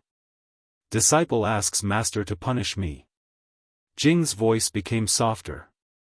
Oh. Don't tell me. At this point, Lei Lei understood what was going on. He couldn't help but be furious. Damn! Why didn't you report the damage to the treasure ship? Since you didn't report it, why didn't you repair it earlier? Now the chi of the chaos divine world flows into the mortal world from the treasure ship. Do you know how many lives will be lost? Disciple naturally did not know that the treasure ship was damaged, and the damage was too small. Disciple really did not know. It was only when Disciple noticed that there was something wrong with the dragon god's seat that I realized it. It was already too late to check. Alas! The thunderous voice heaved a long sigh and was about to speak, but suddenly he was stunned and laughed. So that's it. This chi is actually like this. The heavenly Tao, oh heavenly Tao, is really unpredictable. Even with my ability, I almost forgot myself. If so, Jing, not only is she not at fault, she has done a meritorious deed. Really? Master. Na Jing was very happy. Unfortunately, you have involved another karma. You are going to face the tribulation yourself. Master, if I have to face the tribulation, then so be it. Who is afraid of him? Don't say more. Go and repair the treasure ship. That thunderous voice said, I don't know when Xuanhong's law discussion will be held again. Mortal things. I'm afraid that in the future, you won't have the chance to peek into the heavenly Tao. Yes, Master. Jing said happily and left the indescribable space. As for the other existence, the huge silhouette did not move for a long time, as if it was thinking and also as if it was taking a nap. Xiaohua did not know what was happening outside the space. He saw the illusion overflowing, only to feel his body lighten, and the stars in front of him were even more brilliant. This is... Xiaohua stared blankly. Feeling the gentle caress of the night wind around him, he really felt as if he was in a dream. He let out a low groan. He really couldn't tell if this place was the Star Moon Palace or the Three Continents. Xiaohua was not in a hurry to release his divine sense. Instead, he closed his eyes and restrained all the senses in his body. After the time it took to brew a cup of tea, he slowly released it. The night breeze was like a lover's whisper. The moonlight was mixed with the chirping of cicadas. The willow branches raised in the wind were like the charm of the night. Waves of frogs croaked in the distance, and the occasional dog barks decorated the night. Cough cough. The old man's cough, which had not been heard for a long time, added a human atmosphere to this tranquil night. Phew. Xiaohua was completely relieved. Then, he took a deep breath. The fresh fragrance of the earth and the rich smell of the rice field made Xiao Hua's heart feel at ease. I, Xiao, have returned to the 3 continents in the end. Rumble. Unfortunately, before he could finish sighing in relief, a burst of lightning and thunder came from the void. The indescribable power of law fell on Xiao Hua like a fishing net, not giving him any chance to dodge at all. It fell into his body. At the same time, a faint heavy pressure fell on Xiao Hua's Naiwen Palace, middle dantian, small dantian, and even his physical body. Moreover, the surrounding space also produced an indescribable rejection at the same time. It pounced on Xiao Hua like a tide, making him feel extremely uncomfortable. Damn it! Xiao Hua frowned. He hurriedly waved his hand and took out a palm-sized jade talisman. It was the coarse grass talisman that Su Ji had personally refined. Xiao Hua urged his magic power. The coarse grass talisman emitted a very gentle brilliance. A mist-like restriction was released from the coarse grass talisman and slowly fell on top of Xiao Hua's head. Shua. Xiao Hua felt a kind of coolness fall from the top of his head and pass through his body.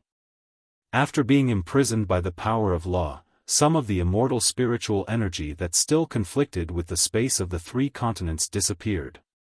The previous heavy pressure and rejection completely disappeared. This coarse grass talisman is really useful. Xiao Hua nodded. Senior Su refined a lot of them, but he didn't use them much. Now, this Xiao has benefited from them. Xiao Hua checked his body. There was no abnormality. Then, he looked around again. Xiao Hua's figure was originally standing in midair. After looking around, he saw that there were paddy fields all around him. His figure unconsciously descended, and his feet that had not been touched by dust for a long time stepped on the paddy field. Croak, croak. A soft sound rang out. A toad actually jumped out from the ridge of the paddy field not far away and jumped into the paddy field. Xiao Hua saw the scenery of the countryside and felt warmth in his heart. He squatted down very naturally and stretched out his hand to lift up the rice ears in the paddy field, carefully examining them. He saw that the rice ears were quite plump. Although the color was still a little green, the fragrance of the rice was already coming out from the grains. Xiao Hua pinched one out from the rice ears and twisted it in his hand. Drip, drip. A few grains fell out. Xiao Hua put these grains into his mouth and bit down with his white teeth. Green juice seeped out from the grains, and an astringent bitter fragrance seeped into Xiao Hua's mouth. The mellow fragrance that he was more familiar with than spirit herbs or spirit wine immediately filled Xiao Hua's heart. This year will definitely be a bumper harvest. Xiao Hua's face revealed a smile. It was a smile that was even more satisfied than his harvest in the Star Moon Palace. Who is it? At this moment, the light of an oil lamp came from the ridge of the paddy field in the distance, and a slightly aged voice sounded. Xiao Hua smiled and stood up from the ridge of the paddy field. He raised his voice and said, "Senior, I was passing by here. I saw that the rice in the field was growing very well, so I couldn't help but stop to take a look."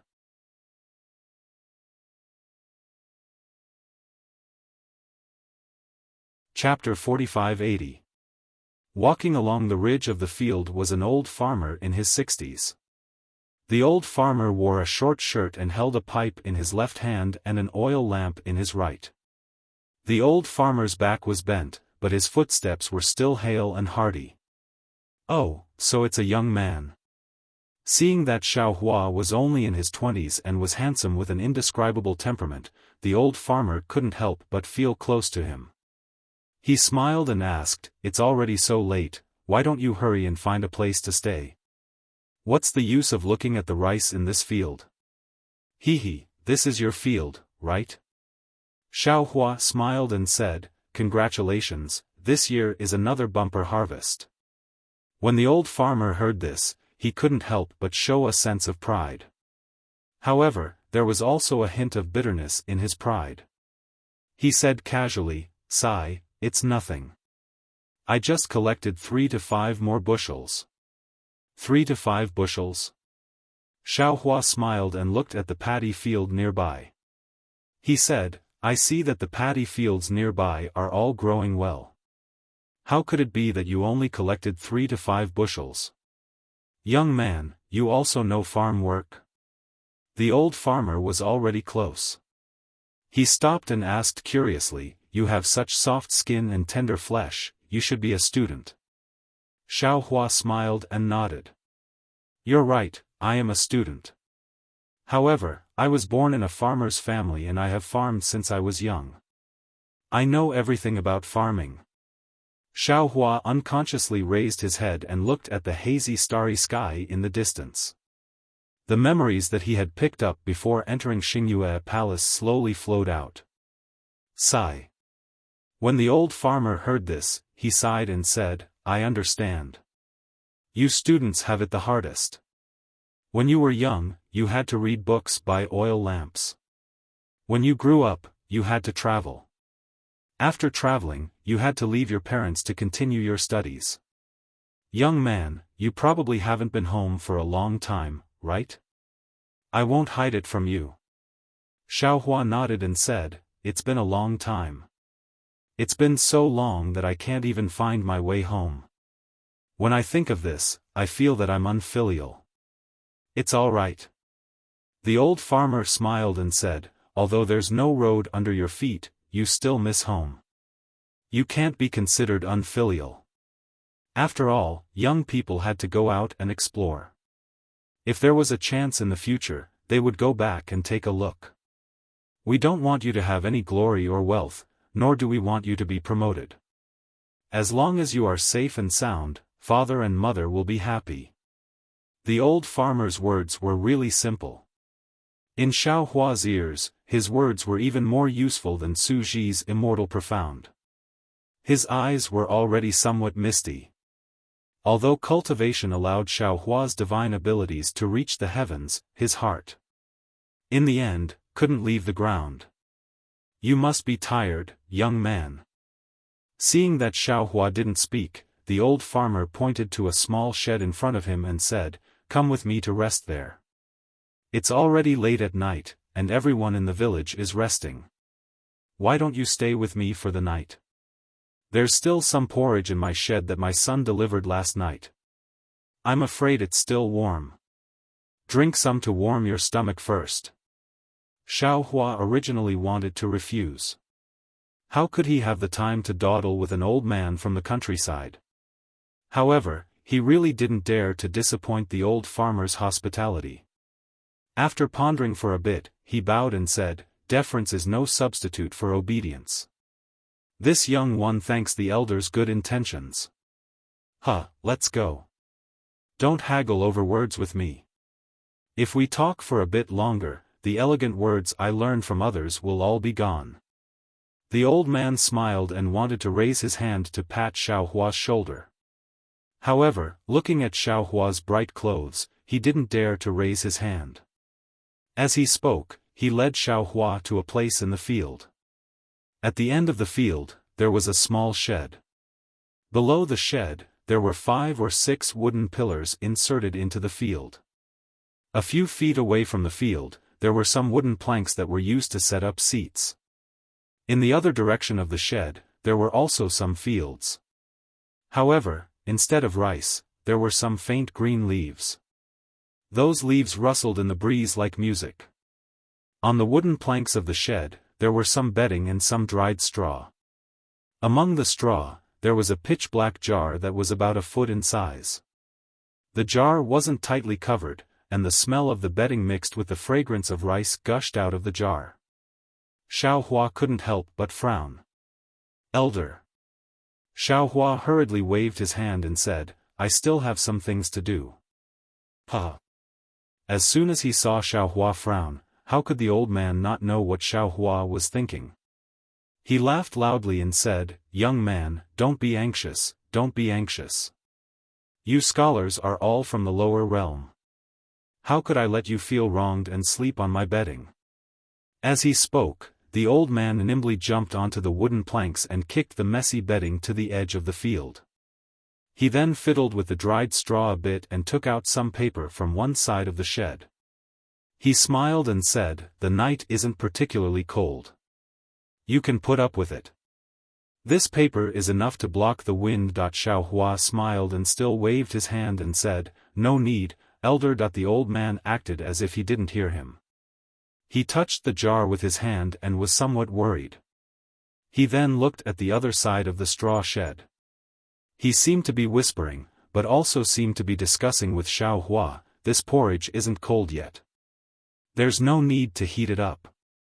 However, I don't have any more bowls and chopsticks here. I have to go wash them. It's a pity that the melons in this field aren't ripe yet. Otherwise, eating a melon wouldn't be bad. I'll go wash the bowls and chopsticks." As he spoke, the old man took off the lid that covered the jar. It was a somewhat shabby porcelain bowl. He looked at the paddy field not far away and then looked further away. It seemed like he was thinking about where to wash it. It seemed like the paddy field was the place where the old man washed the porcelain bowl. However, the water in the paddy field was clearly somewhat dirty. He wanted to go to a place with a clean water source to clean it. Xiaofan originally wanted to stop him. However, he changed his mind and put down his raised hand. Meeting was fate. He didn't mind giving this honest old man or his family some opportunities. "Young man, wait a moment." Sure enough, the old man said somewhat awkwardly, "I'll go wash the bowls and chopsticks for you." "Thank you, elder." Xiaofan smiled and nodded. Seeing that Xiaofan was no longer polite, the old man was also happy. Just as the old man was about to leave, Xiaofan suddenly frowned. He raised his eyes and looked at a corner of the night sky. It seemed like something had happened there. "Damn it!" Xiaofan suddenly cursed in a low voice. With a flick of his finger, several golden threads fell into the void and disappeared. Then, Xiaofan said to the old man, "Elder, there's no need to be so troublesome. When this young man passed by the village in front, he already ate some things. Right now, I'm not hungry. Moreover, this young man also brought some jujubes with him. Come, elder, you should also have a taste." As he spoke, Xiaofan reached into his bosom to take some jujubes. The old man laughed and immediately exposed Xiaohua's lie. "Young man, don't try to deceive this old man. If you ate at Jiuzhou village at night, how could they let you out? No matter what, they would have to let you stay for a night. My Xiao Empire's people have an unwritten rule. As long as they meet a wandering disaster victim, they must do their best to help, not to mention a traveling scholar like you." "Xiao Empire?" Xiaofan was stunned and asked curiously, "Which Xiao Empire?" "It's the fiend god blood pool." Speaking up to hear, Xiaofan first laughed. This old man was a country bumpkin, how could he know about the fiend god blood pool? Unexpectedly, the old man actually answered and said proudly, "Naturally, after the fiend god blood pool disappeared, Daoist Xiao spread the good seeds and created the Xiao Empire." "Young man, don't tell me you don't know Yan Province's most famous Xiao Empire." Sigh. Xiaofan sighed and replied, "Elder, you don't know. Actually, this young man is lost and doesn't know where he is going." It's about the same as what this old man thought. If you didn't get lost, how could a scholar without the strength to truss a chicken walk alone at night? You should rest at this old man's place for a night. Tomorrow, I'll let my eldest child help you find a book boy." The old man laughed very honestly. Although he already had some doubts, he didn't say it until now. Obviously, he was protecting a scholar's self-esteem. Xiaohua's heart warmed. He hurriedly took out a handful of spirit dates from his bosom and said, "Elder, you really don't need to wash the dishes. This young man met a senior a few days ago. He gave this young man some immortal dates. If you don't believe me, you can try it. Just eat one and you won't be hungry for a day." Fresh dates? How can there be any fresh dates at this time? Oh, immortal. Immortal dates. The old man first thought that Xiaohua didn't want to trouble him, but then he realized. When the fragrance of the immortal dates floated over, he couldn't help but be startled. He hurriedly waved his hand and said, "Young man, this kind of immortal item. You should carefully keep it. Don't take it out so easily. It will bring disaster." It's fine. Xiaohua smiled and said, "This young man has always been careful. If it wasn't for elders' concern for this young man wouldn't dare to take it out." As he spoke, Xiaohua walked to the front of the shed, stepped on the wooden plank and sat down cross-legged. He raised his hand and said, "Elder, come and try it." Okay. The old man didn't hold back and agreed. He stepped into the paddy field and washed the porcelain bowl and chopsticks that still had some rice grains in it. He then walked back with a smile. After putting away the bowl and chopsticks, the old man sat on the wooden plank of the shed. His feet that were dripping with mud dangled outside the plank. The old man sat down and carefully picked up a spirit date from Xiaohua's hand.